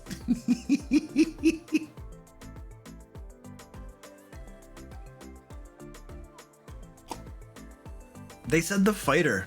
They all said the fighter. Oh yeah, the rogue. I can't do the rogue. The rogue is hard. That's the worst voice in the world.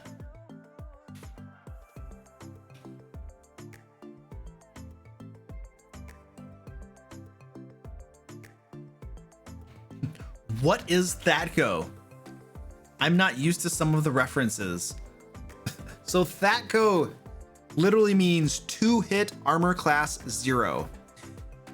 So Thatco is an antiquated way of describing your armor class.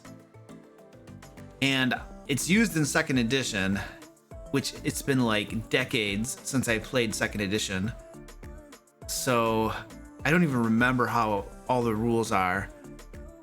But basically, for you to hit armor class 0, there would be a number like 17. So if somebody had an armor class of 0, you would have to roll a 17 or higher to be able to hit them.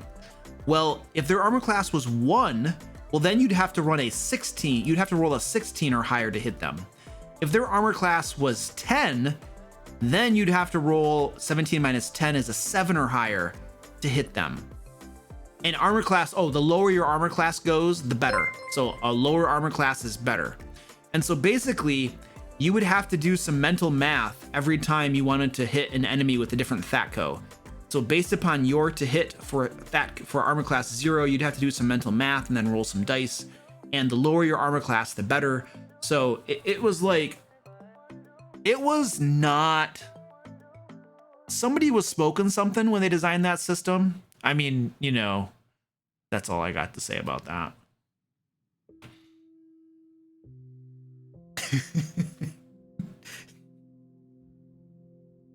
Why would you want to do mental math? I mean, it's like why would you intentionally design a system that requires any amount of mental math? Like, when you have tons of different things going on in a game, why wouldn't you want to make it as easy as possible to run? There is no advantage to designing a system to be unnecessarily complex or difficult to use. You know what I mean? It's not logical. You know, some people might get their jollies from that, and then they get all snobbish about like, you know, oh, I understand it and we do it just fine. It's not that big of a deal. But like, why make it unnecessarily complex when you don't have to? Like, make it as simple as possible. Make it as accessible as possible for everybody. You know what I mean? You know, so I don't know.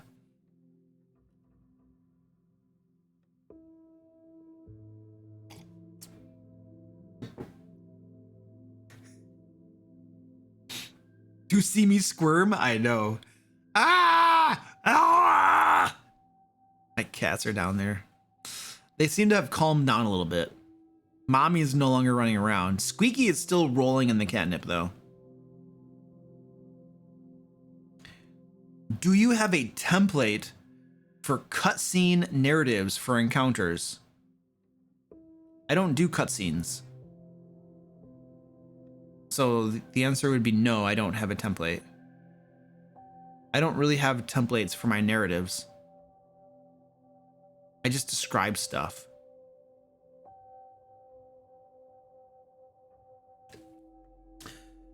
Symphony says, how do you handle campaign longevity? My campaigns tend to lose steam when nearing their 20th session. I don't... That's a personal thing. Like, you would have to... The question would be why? Why do your campaigns lose steam? And what do you mean by lose steam? Does that mean the players are no longer interested? Does that mean they fizzle out? Does that mean they die, that you don't play anymore? Does it just mean they're no longer interesting? You know, like, the solution to your problem is going to first involve an analysis of what's actually happening, and you try to root cause and analyze it and figure out why they're losing steam and all that stuff. You know what I mean? And then once we understand the why, we can envision an answer to that, a solution to that. You know what I mean?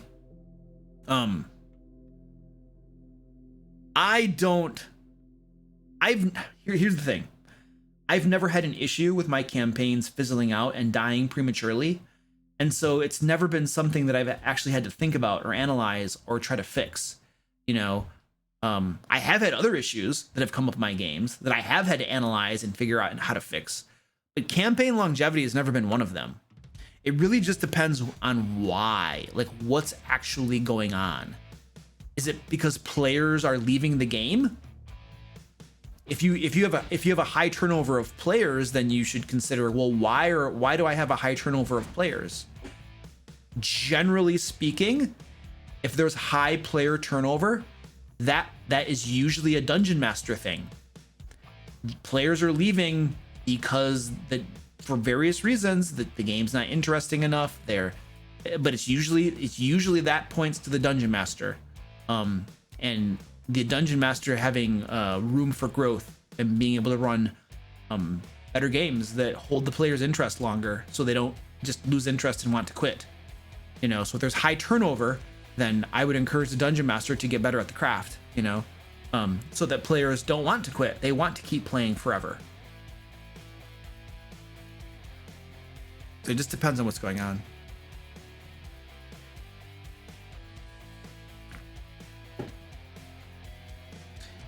DM flexibility results in campaign longevity. I feel like there's some truth to that. Yeah.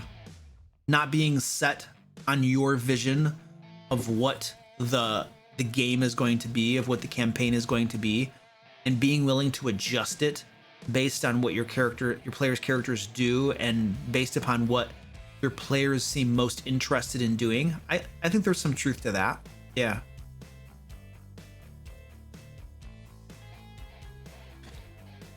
Viper says, I feel like during my games, my players get bored the higher of level they are and want to create new players for a new adventure. So I'm thinking that maybe I just need to keep the adventure interesting and random. What are your thoughts on it? So they get bored the higher level they are. My cats are no longer, they're just sitting there. These guys got, whoop, that's the wrong button. They get bored the higher level they are, and they want to create new players for a new adventure.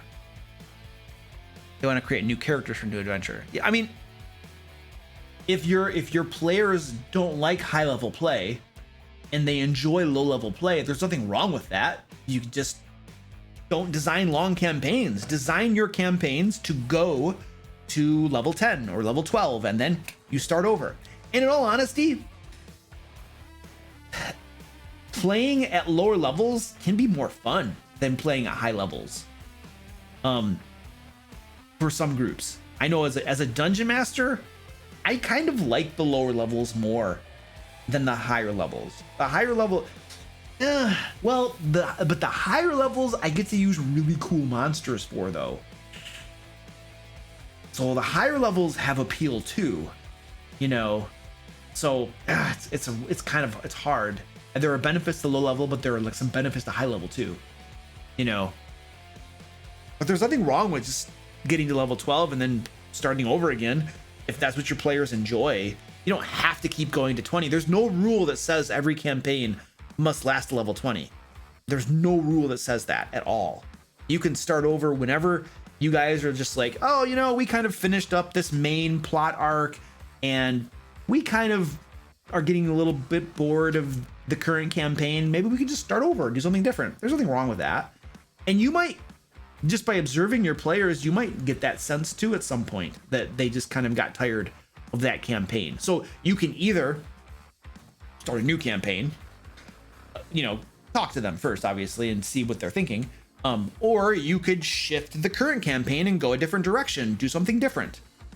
The Dungeon Master Guide, there's a section of the Dungeon Master Guide that talks about cataclysmic events or like world-shaking events, like big, huge, massive things that happen in the world that change things dramatically. And that's a good sort of thing to do when you feel like things are a little bit stale or stagnant in your campaign.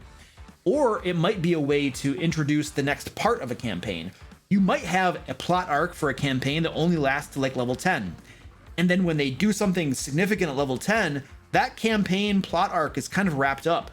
Well, there might be another one from the levels above that, but it gets introduced through a cataclysmic event. For instance, one thing that I did this in my Hand of Light group, is I had a meteor from the astral plane enter orbit of the world and basically come crashing down. This meteorite or meteor or whatever, it was massive, just gigantic. It split into two. One half of the meteor went to the south near smashed down there. The other meteor went into the ocean off the coast of Waterdeep and smashed down there. And that caused a tidal wave that came and hit Waterdeep, wiped out half of the city of Waterdeep. And the tidal wave carried Slotty in it, who then started like, you know, doing bad things in the city. The players had to defeat the Slotty. Then they had to travel to the meteorite that was now in the water at the bottom of the ocean. And there was bad stuff going on down there. The other meteorite to the south that crashed in was emitting black smoke that was covering the entire atmosphere in black particulates, blocking out sunlight, which was causing eternal darkness, which was in turn causing denizens of the Underdark to come up to the surface, causing lots of different problems. So my players had to go to that meteorite, and it was full of mind flayers, basically. And they had to go in that meteorite and defeat a colony of mind flayers. And so that was a cataclysmic event that I introduced into that campaign when the first plot arc was basically wrapping up, and I was ready to take the campaign to basically the next main campaign arc. I had that cataclysmic event happen, which did some cool stuff and changed things, you know. And then they spent basically the rest of that campaign was mostly dealing with the results of that meteorite crashing down and different things. They ended up having to go to the astral plane as well and do some stuff. So yeah, there was some stuff that was happening there as well. And there were like side quests that had to do with their character arcs and stuff like that too. You know, so that's something too that you can do to spice up a campaign that seems like it's getting stale. Civil wars, things like that. You know, the Dungeon Master Guide has a whole bunch of suggestions for, I forget what they call it. It's like a cataclysmic world events or something. It's in the Dungeon Master Guide. But it's good stuff.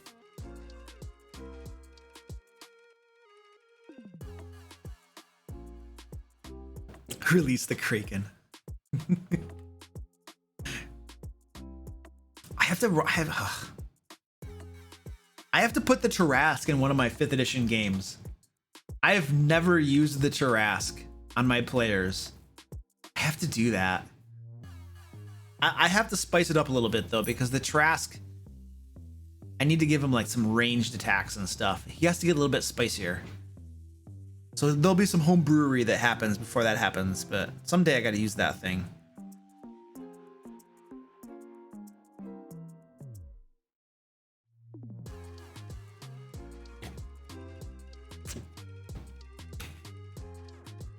How is my DM screen set up, and could you show it to us, please? I could show it to you, but I don't use anything on it.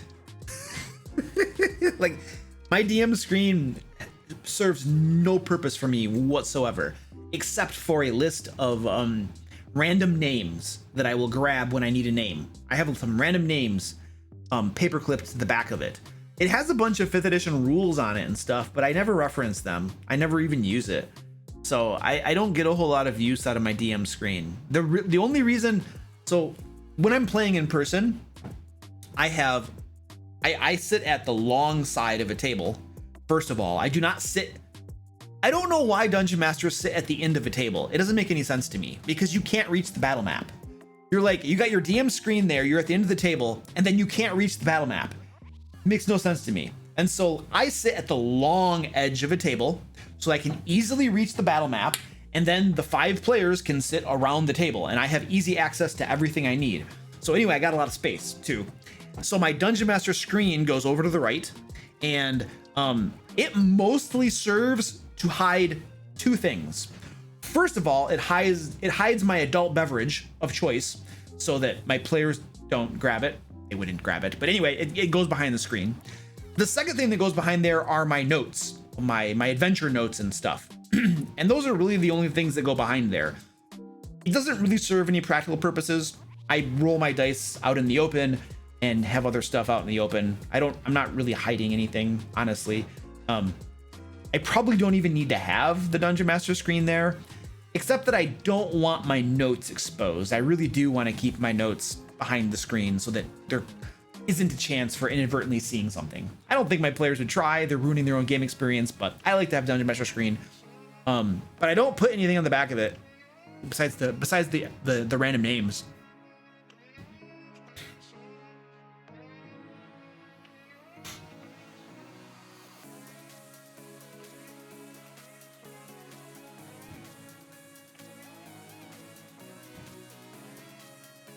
I just got into Dungeons and Dragons. How do I find a group to play with? So there are a few different ways that I recommend finding a group. The first one that I'll recommend is I have a Discord server with a looking for groups channel, and lots of people find games there. So you can go to my Discord server and go to that channel, post that you're looking for a group, and you could probably find one. The other way that you can find groups is I have had very good luck with the LFG subreddit. Go to Reddit, and then it's like //LFG looking for group. I've had pretty good luck finding people on the LFG on Reddit. And what was the other way? Oh, posting posters at my game shop. I'll just put up posters at my game shop when I'm looking for players. And I'll be able to find players that way pretty quickly as well. Which, you know, if you can't play in person in game shops, the posters at game shops might not work too well right now due to our current situation, you know. But that is something I've had good success with before. So those are a couple different ways. There are lots of, I think I have an entire video on my channel about finding groups too. It's an older video, but it probably has some more in it. But those are the ways I've done it before. I would probably try my Discord server first. Most of the community there is very, very friendly, nice folks and stuff. So you have a pretty good chance of getting into a group with people who are nice human beings. There's a lot to be said about being in a group with nice human beings. It makes your game experience so much better.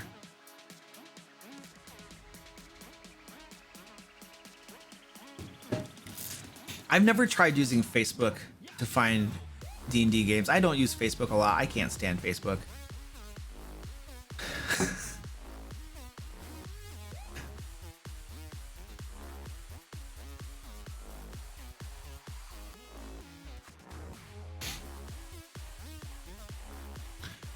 What are your thoughts on using feats, either by PCs or for some NPC encounters? I allow my players to use feats.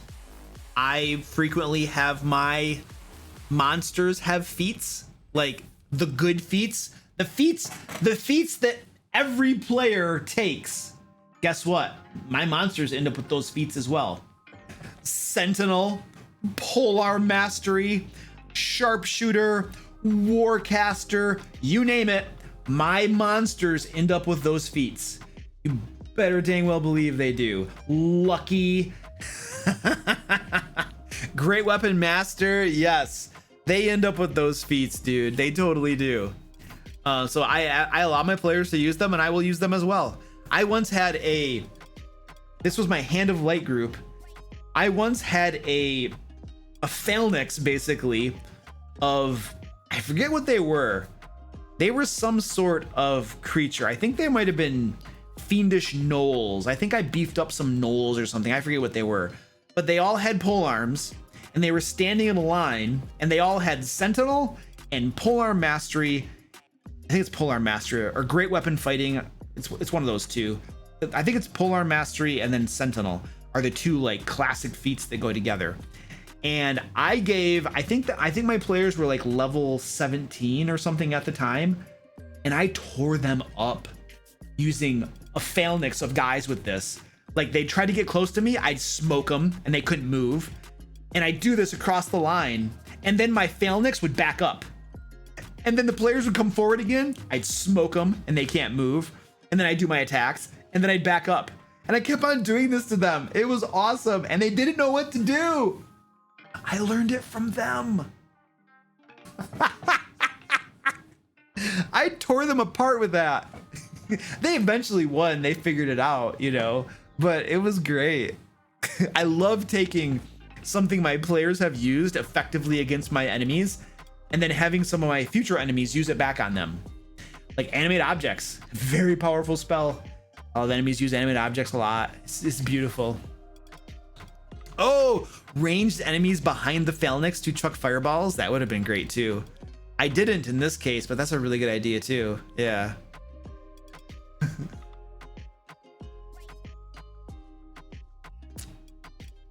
If players are taking Warcaster, that's a sign the games are being run properly. I mean, a smart caster is going to take Warcaster. It's a very, very, if you are a spellcaster and you're going to take a feat, that's the feat. Holy crap, that's the feat. Having advantage on your Constitution saving throws to maintain concentration, invaluable.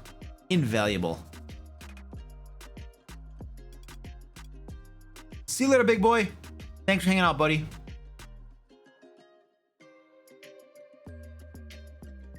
Oh, you remember hearing me doing stuff like that in my videos? Yeah, the thing is that like, people always tell the stories about the things that were really cool, but you don't hear the stories about the things that sucked or the things that were just kind of so-so. Like, probably the majority of my encounters are probably just like your standard run-of-the-mill encounter. They're just like, oh, okay, it's a fun little encounter, blah, blah, blah.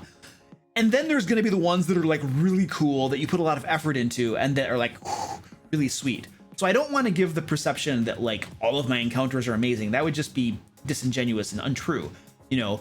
But sometimes you design an encounter that's just really cool and gets run at the table in a way that really works really well and is really cool, and you're just like, and the nature of the thing is that those are the stories that you tell. Obviously, like, I'm not going to tell you the stories of all the dumb, horrible, boring things, the game sessions that sucked and all the stuff that I did, you know. I mean, anyway, so yeah.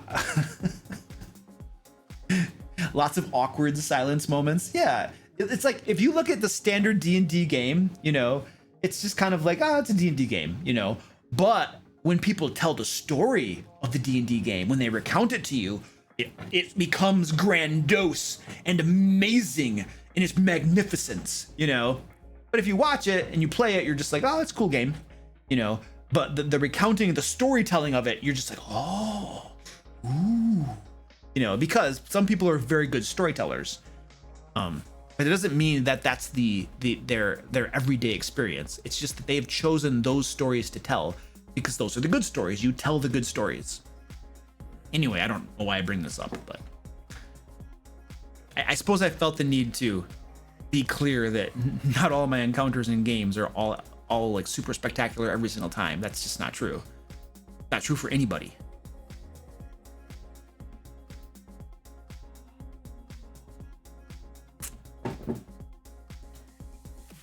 The recounting is like reading a fantasy book, but far more summarized. Yeah.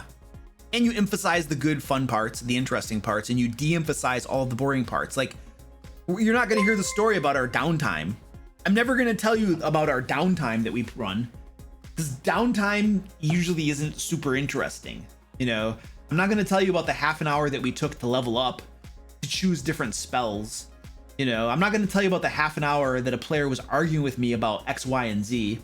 I'm not gonna, you know what I mean? Like, those aren't the interesting things to tell, you know. But it all happens. Furnace, what's up, dude? I like how your name is Furnace. Good to see you in the stream, buddy.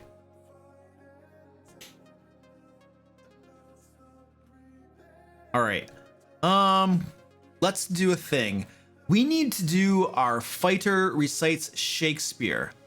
But I feel like before I do that, I'm just gonna do a quick shameless plug about my Patreon PDF, because I'm very happy to be creating this resource for people. So basically every month I create a PDF for my patrons, and it contains a whole bunch of Dungeon Master resources, adventure ideas, magic items, villains, NPCs, encounters, and it includes maps like this one right here that are designed for virtual tabletops. I also have entire D&D adventures in it as well. And by the way, the virtual tabletop maps, I've teamed up with the Mad Cartographer, who produces insane high quality D&D maps. And a lot of these maps come from him. I also have maps that are contributed by the community as well for these encounters, or for these adventures. I have things like custom monsters and stuff like that. Here's an example of a Mad Cartographer map right here. So very cool stuff. It has read aloud text. It has all of the fancy little frills that you would expect from a high quality premium Dungeons and Dragons resource. You know, so yeah, my Patreon, you can get that every month. You're gonna get new resources. So very cool stuff. Very excited to be able to offer that to my community. So there you go. Shameless plug. Gotta plug that stuff. And then we're going to do our community redemption. So the community has redeemed the fighter reciting Shakespeare. So I have to recite Shakespeare for you all as the fighter. Oh, my coffee is low. I have no more coffee. This is the last of my coffee. That's the absolute last of my coffee. So I have to recite Shakespeare for you as the fighter. The fighter voice is the hardest voice. I have to try to figure out this voice. Yeah, that's about right. Yeah, no kidding.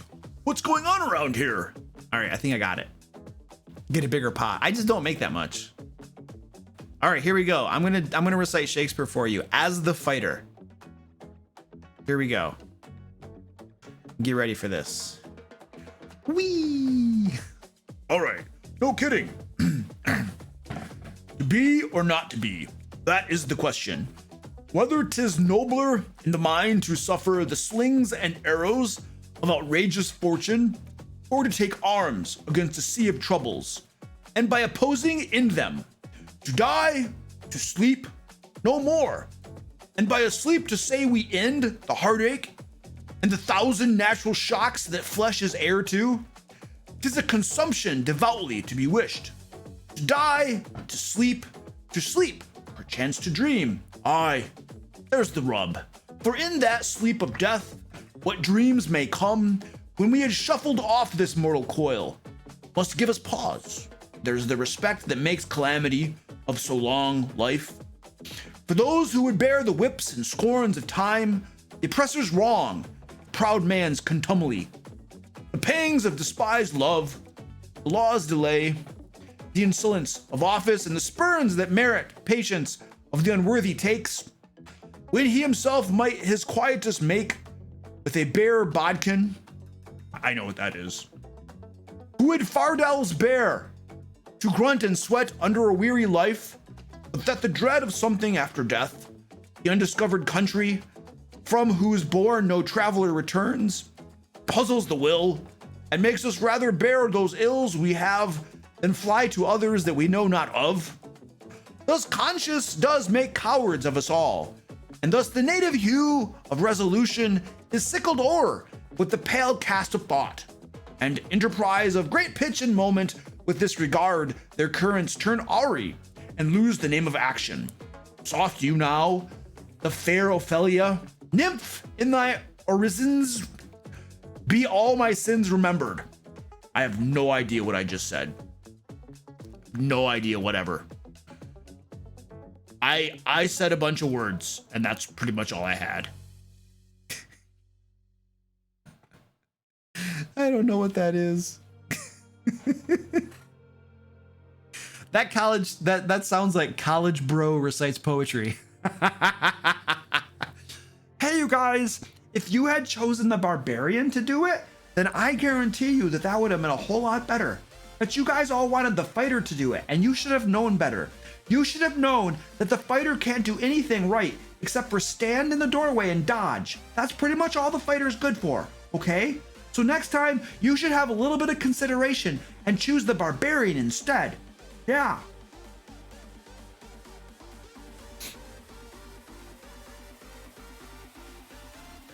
Iced coffee? I've never had iced coffee.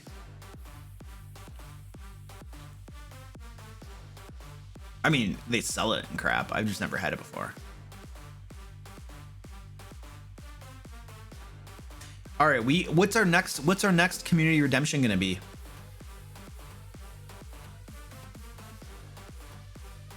What do you guys want to do for the next one? We have done. So the fighter recites Shakespeare is complete. Gary the intern? No, I can't do Gary the intern. That voice is horrible. Why did we get scolded now? I didn't scold anybody. Oh, the barbarian scolded you. Oh yeah, sorry.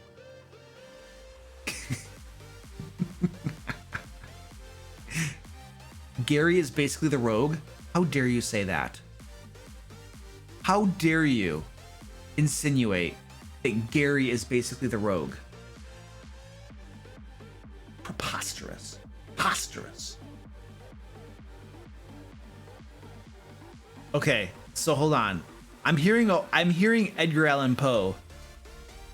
The Raven. I could recite the Raven as the barbarian or something. Gary, his class is intern. He is an intern. You guys want to do the Raven from Edgar Allan Poe? But the barbarian recites it or something? Your family has a theory that the rogue is wearing Gary the intern's skin. Dude, I love that your family has the theory. Like your family is watching the skits and they're that they have a theory. That is so awesome.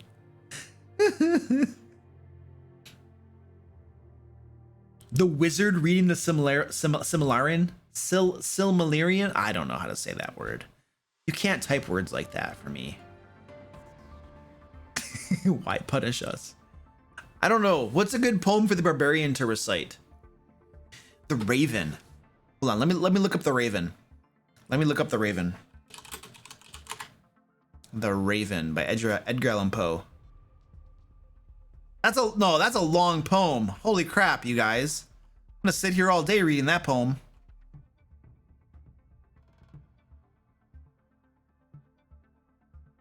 The Barbarian explaining 2nd edition armor class rules. That would be awesome. I think you just got it. Oh my gosh. Yes. The Barbarian explains Thatco. The Barbarian explains Thatco. That's totally it.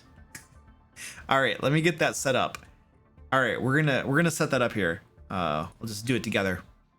All right, so add a new community challenge. The Barbarian explains Fatco.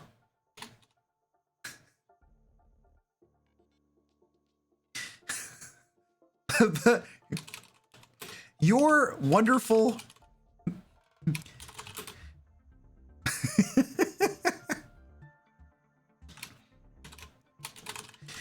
the barbarian using his extensive knowledge of second edition rules will explain how Fatco works. All right, and this will be 100,000 and 15 days. And then I need some icons here. Let me find some little doohickeys I can throw here. Twitch emotes. Where's the barbarian? Okay, here we go. Oh, come on. Come on. Don't be dumb. And we get the head. Go. All right. Beautiful. The barbarian explains Fatco. I think we're good. 100,000, 15 days. All right, that looks pretty good. Let's do it. Create it.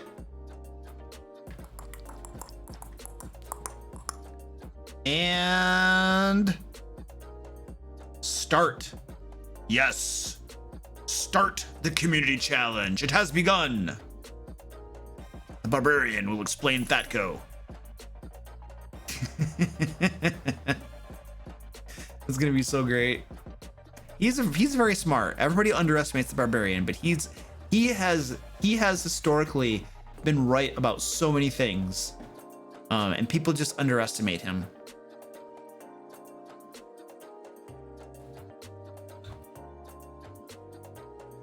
I don't even know why I picked it up.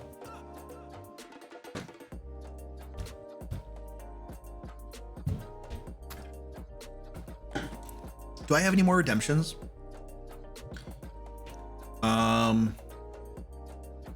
Push-ups. Oh my goodness.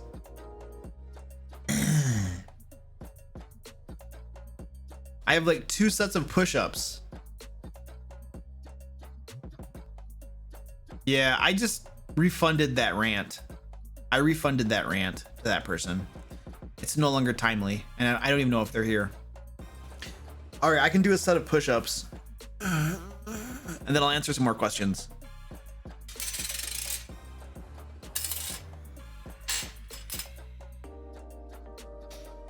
So keep throwing some questions if you have questions, and then I'll get you some questions answered, but I'll do some push-ups first. Oh, little guy, what's up? What's up, little guy? Little guy. What's going on, little guy? Yeah, little guy. What are you doing? Little guy. Little guy. This is what he does. He just rolls and he wants me to pet his belly. Little guy.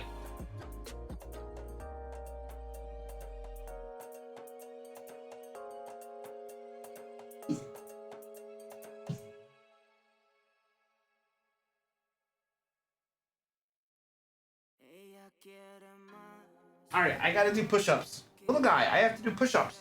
Little guy. Little guy.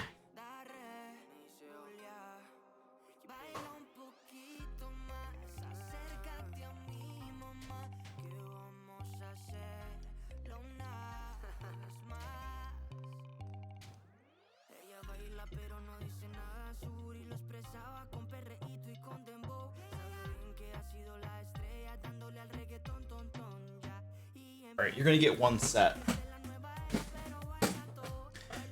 You got 1 set, that's it. Little guy. All right. Little guy.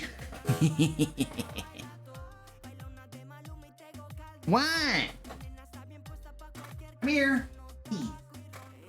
Guy.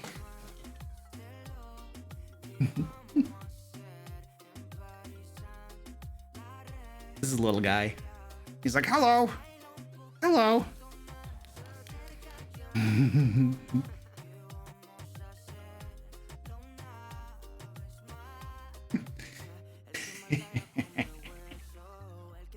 He's adorable. Say hello to everybody. Little guy. He's like, no. No.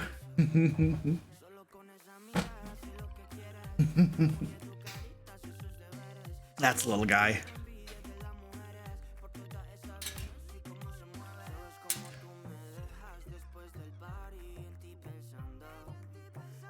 All right. Hot Mitts says, how do you encourage players to approach with diplomacy instead of just fireballs and arrows when they meet a new NPC or enemy in your games? I don't really encourage my players to do that. I neither encourage my players to fight. Well, I don't know. I don't think that I do a whole lot to actively encourage them to do one thing or the other. I simply present the situation to them, and then they get to choose whether they fight or whether they talk. And I don't really force them or encourage them to do either. I present this situation in a way that they could do whatever they want. They're not forced necessarily down a certain road. Not always, you know. Sometimes the monsters are going to attack first, and that's just life, because that's the proper way to roleplay them. What I will say though is I have had at least one player that I can think of off the bat who would frequently always just be like, I cast Fireball, Eldritch Blast, I attack. Like I would present some monsters or some enemies and give the group the opportunity to talk to them if they wanted to. And then this player would always immediately be like, Eldritch Blast, Fireball, I attack. Ah! He would always want to fight. Like immediately. Like here I am as the Dungeon Master trying to present my players with a different way to engage with creatures and monsters than simply attacking right out of the gate. And this player was basically forcing the point of always attacking. And once one player is attacking, pretty much everybody else gets dragged into the combat. And so my solution to that was I literally spoke to the player and I was like, dude, I am intentionally, when I present these in situations and these encounters, I am intentionally giving the rest of the group the opportunity to talk to these creatures before just attacking them, because other players enjoy playing the game in different ways than always just fighting everything. Other players enjoy talking to monsters. Other players might enjoy trying to deceive them, manipulate them, intimidate them, use diplomacy. There are different ways to approach encounters. And what you are doing when you attack right out of the gate without giving the other players an opportunity to engage with that encounter in a different way, you are basically stealing their fun. You are ruining a large aspect of gameplay for the rest of the players. And that's literally what you're doing when you attack out of the gate and then drag everybody into a combat. And so I just laid it out to him like that and said, this is what you're doing. You're stealing their fun. And basically you need to give them the opportunity to play the game in a way that appeals to them as well. Now, the kicker to this is that you and I both know that most encounters are going to end up in combat eventually. That's probably going to go that way. So it's not like you're never going to have combat. And I love combat, and so that's going to be a big part of the game. But just hold your horses a bit. Give the other players the opportunity to talk to the monsters, get some information, attempt to do some other type of stuff with them. And then 80% of the encounters are probably going to eventually go to combat. So I'm not asking you to not enjoy combat and have that be a fun part of the game for you. I'm just asking you to let the other players engage with the parts of the game that they like as well. So don't steal their fun from them, you know? And so I just had that conversation with that player. And then, you know, he would still occasionally be like, Eldritch Blast, Fireball. I would just ignore him. And I would let the other players do some stuff first. And he would be like, well, I'm saying. And then I'd remind him of the conversation and why, you know? So I don't know what the question was, but I answered something. So that's my answer, Hot Mitts, if that helps at all.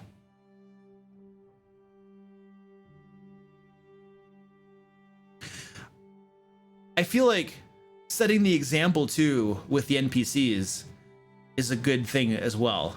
You know,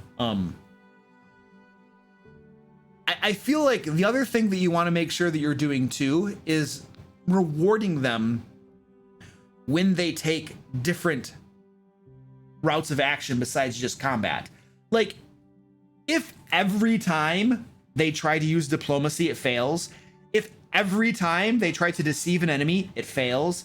If every time they try to do whatever else besides combat, it fails, your players will eventually learn that, oh, everything fails except for combat. The only real solution the Dungeon Master is going to allow is combat. Therefore, we should never attempt anything else besides combat, because we know our Dungeon Master is going to roadblock us. As soon as we try to do anything besides combat, we're going to get a roadblock. So if you want to encourage them to try to overcome encounters through different means, then you need to allow the possibility of that. Because there's only so many times that players are going to be told, no, you can't do that. No, no, no, no, no, before they're just going to start attacking.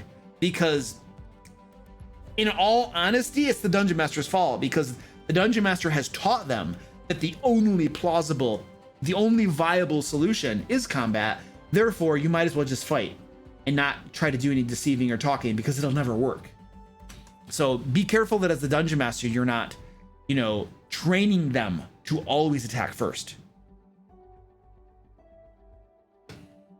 I'm in a game right now with a Dungeon Master who always has the enemies attack first.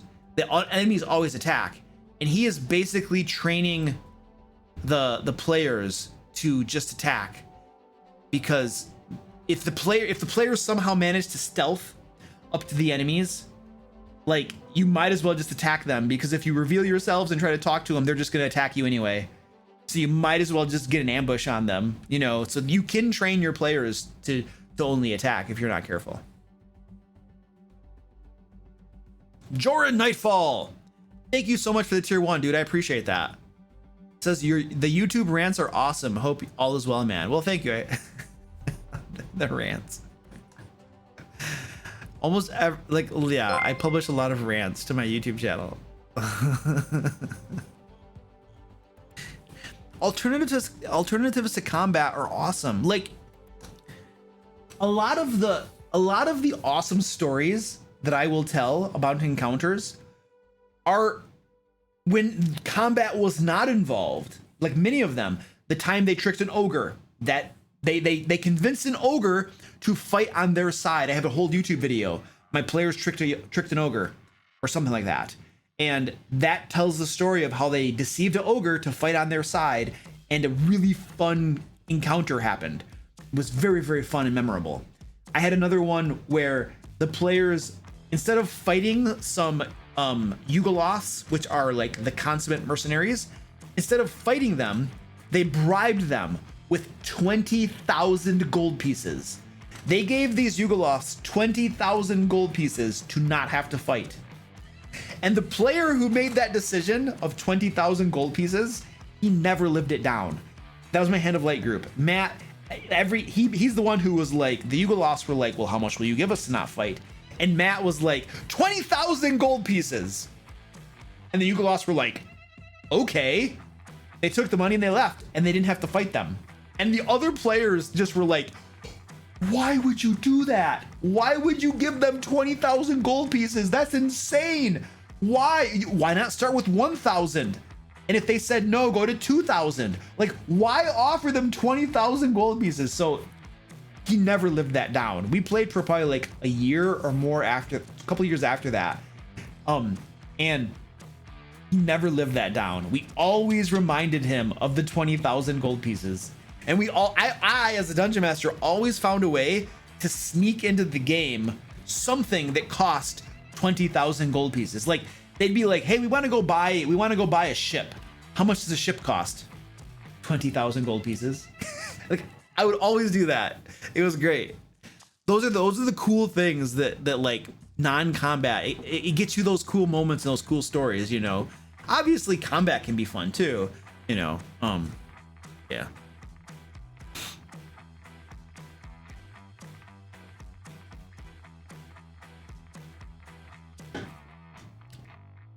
Can we do another stream about how to build a dungeon map, encounters, traps, and all that? Dude, my streams on Fridays here on YouTube are always creation streams. Like every single week, we create something together on stream as a community. So yes, we do that every single week. You will get one of those every week. So the answer is yes. You just got to come to those streams.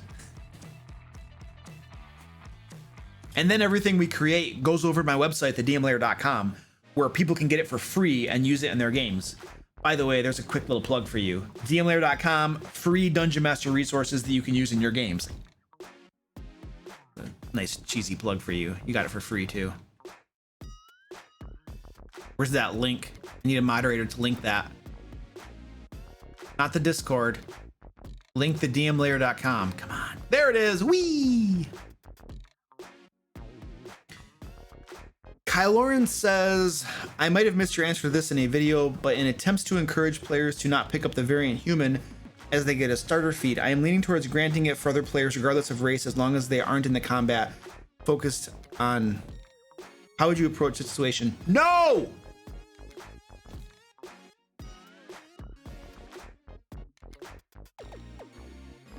No. Don't give everybody a free feat at level 1. That's not the solution. So then the variant human's gonna get 2 free feats at level 1. Yee! That's not the solution. It's not the solution. It's like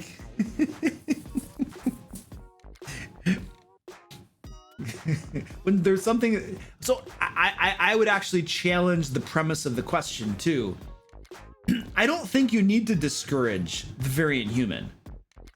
I don't discourage it. Like, if my players want to play variant human to get a free feat, okay, you can do that, but you don't have dark vision, and that's gonna be a problem for you.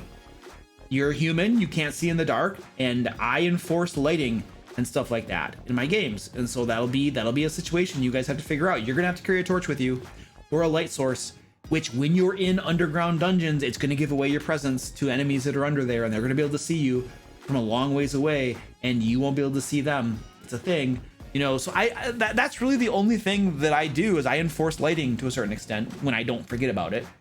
But I don't discourage the variant human. Like getting a free feat at level 1, feats are so powerful in 5th edition. They're very, very powerful, and getting a free feat at level 1 for everybody is not the solution. Not the solution. So no, I wouldn't do that. I honestly, I think the answer is to do almost nothing. Just, it's whatever, it's in the core game mechanics, just let them do it. Enforce lighting, enforce dark vision, enforce the fact that humans can't see in the dark, and I think that's enough. It's not having a variant human getting a free feat at level 1 is not a big enough deal to like really take drastic action about it. There are so many other things that they put in 5th edition that actually are problems that need to be addressed. Variant human, I don't think, is one of them.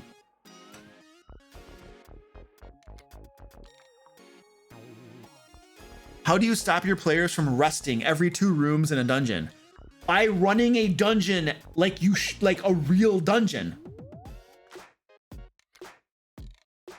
Okay, so first of all, combat makes noise. It makes a lot of noise. So if you're fighting in one room, there's a chance that creatures in the next room are going to hear you, so they might react to that. Here's the other thing. Every time you take a rest, like, a dungeon is not a static place. Each room that has monsters or creatures in it is not static. It doesn't sit there like in that state forever. If you take an 8-hour rest, then creatures are going to move around. The hobgoblins are going to have patrols. They're going to go check on the guards in that first room. Hey, the guards are dead. What's happening? Go alert the rest of the colony. The whole dungeon mobilizes, and they start trying to find whoever killed the guards. And then that happens in the course of a couple hours. So the players who are trying to long rest, well, the dungeon reacts to that and things happen. So the real way to discourage your players from taking too many long rests is to run your dungeons like a real living world where the enemies react to the fact that the guards have died. The enemies have patrols. If, you know, the enemies shoot, dude.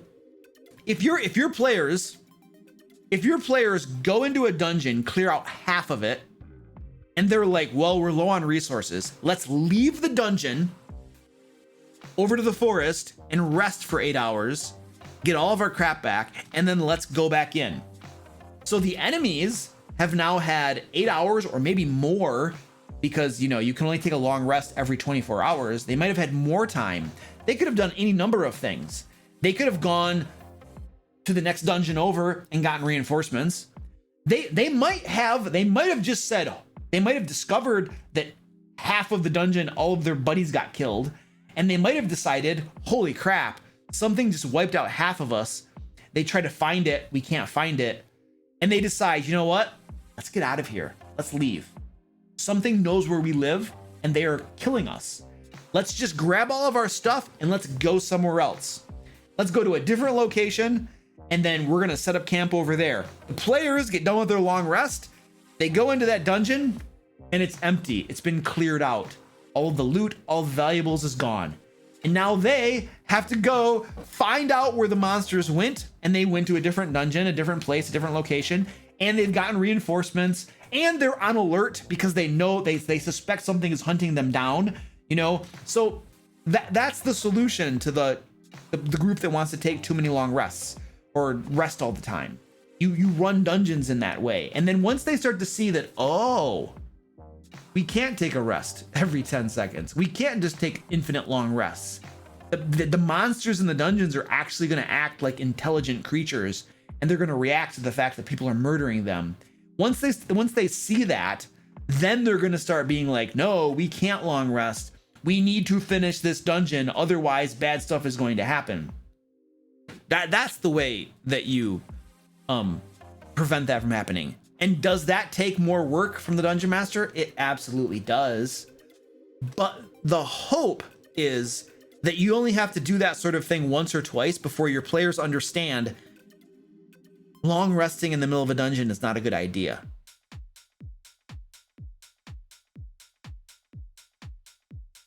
Oh, hey, it's time to stop.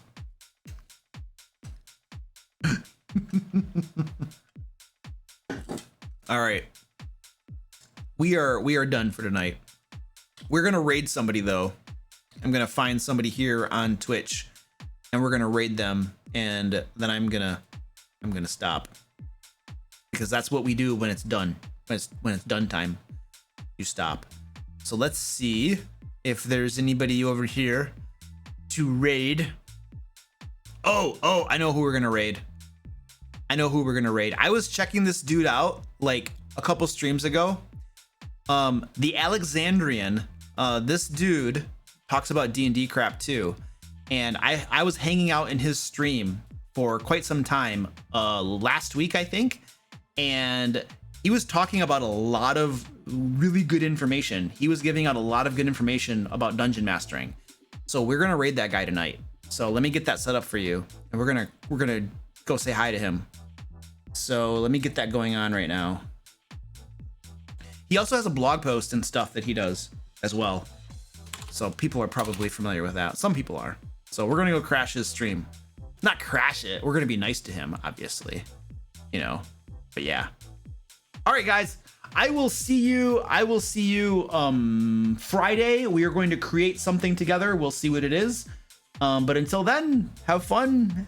And yeah, bye-bye. Go get in this raid now. Go do the raid.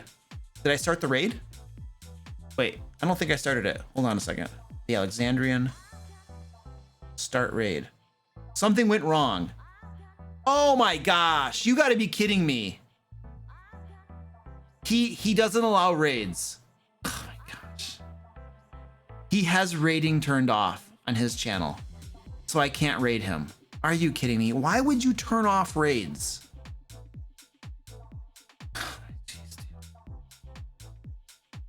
I'm gonna try to refresh my browser. I'm pretty sure he has raiding blocked, so you can't raid him. Why would you do that? I'm literally gonna dump, like, how many people are on stream right now? 60, 80 people? I don't know. I don't watch that. I don't watch the numbers. I'm literally gonna dump a whole bunch of people on your stream, and you don't allow raiding. Yeah, he doesn't allow raiding. Okay, well, I guess you're missing out. That's not very wise in my opinion, but whatever. All right, I guess we're gonna find somebody else to raid. You just missed the gravy train, buddy. All right, let's find somebody to raid here. Let's go.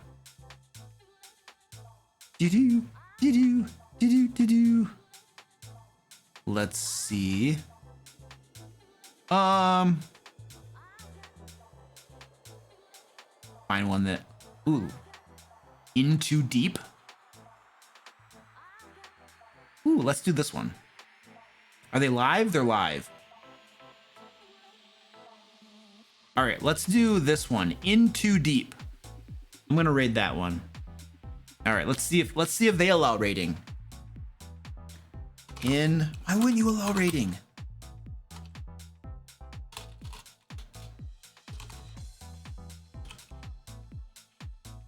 Okay, I can't spell their name. Oh, it's called Rule of Lore. Okay, whoops. Rule of Lore. There we go. All right, here we go. Raid time. It's not working. Oh, so maybe something's wrong with the raiding mechanic. All right, I'm gonna try a different one. We're gonna try Lark Network. Maybe raiding is broken right now or something. Lark Network. Let's try these guys. I can't raid anybody right now. Maybe Twitch is blocking my raids. I don't think I can raid. I've just tried 3 people and I can't raid.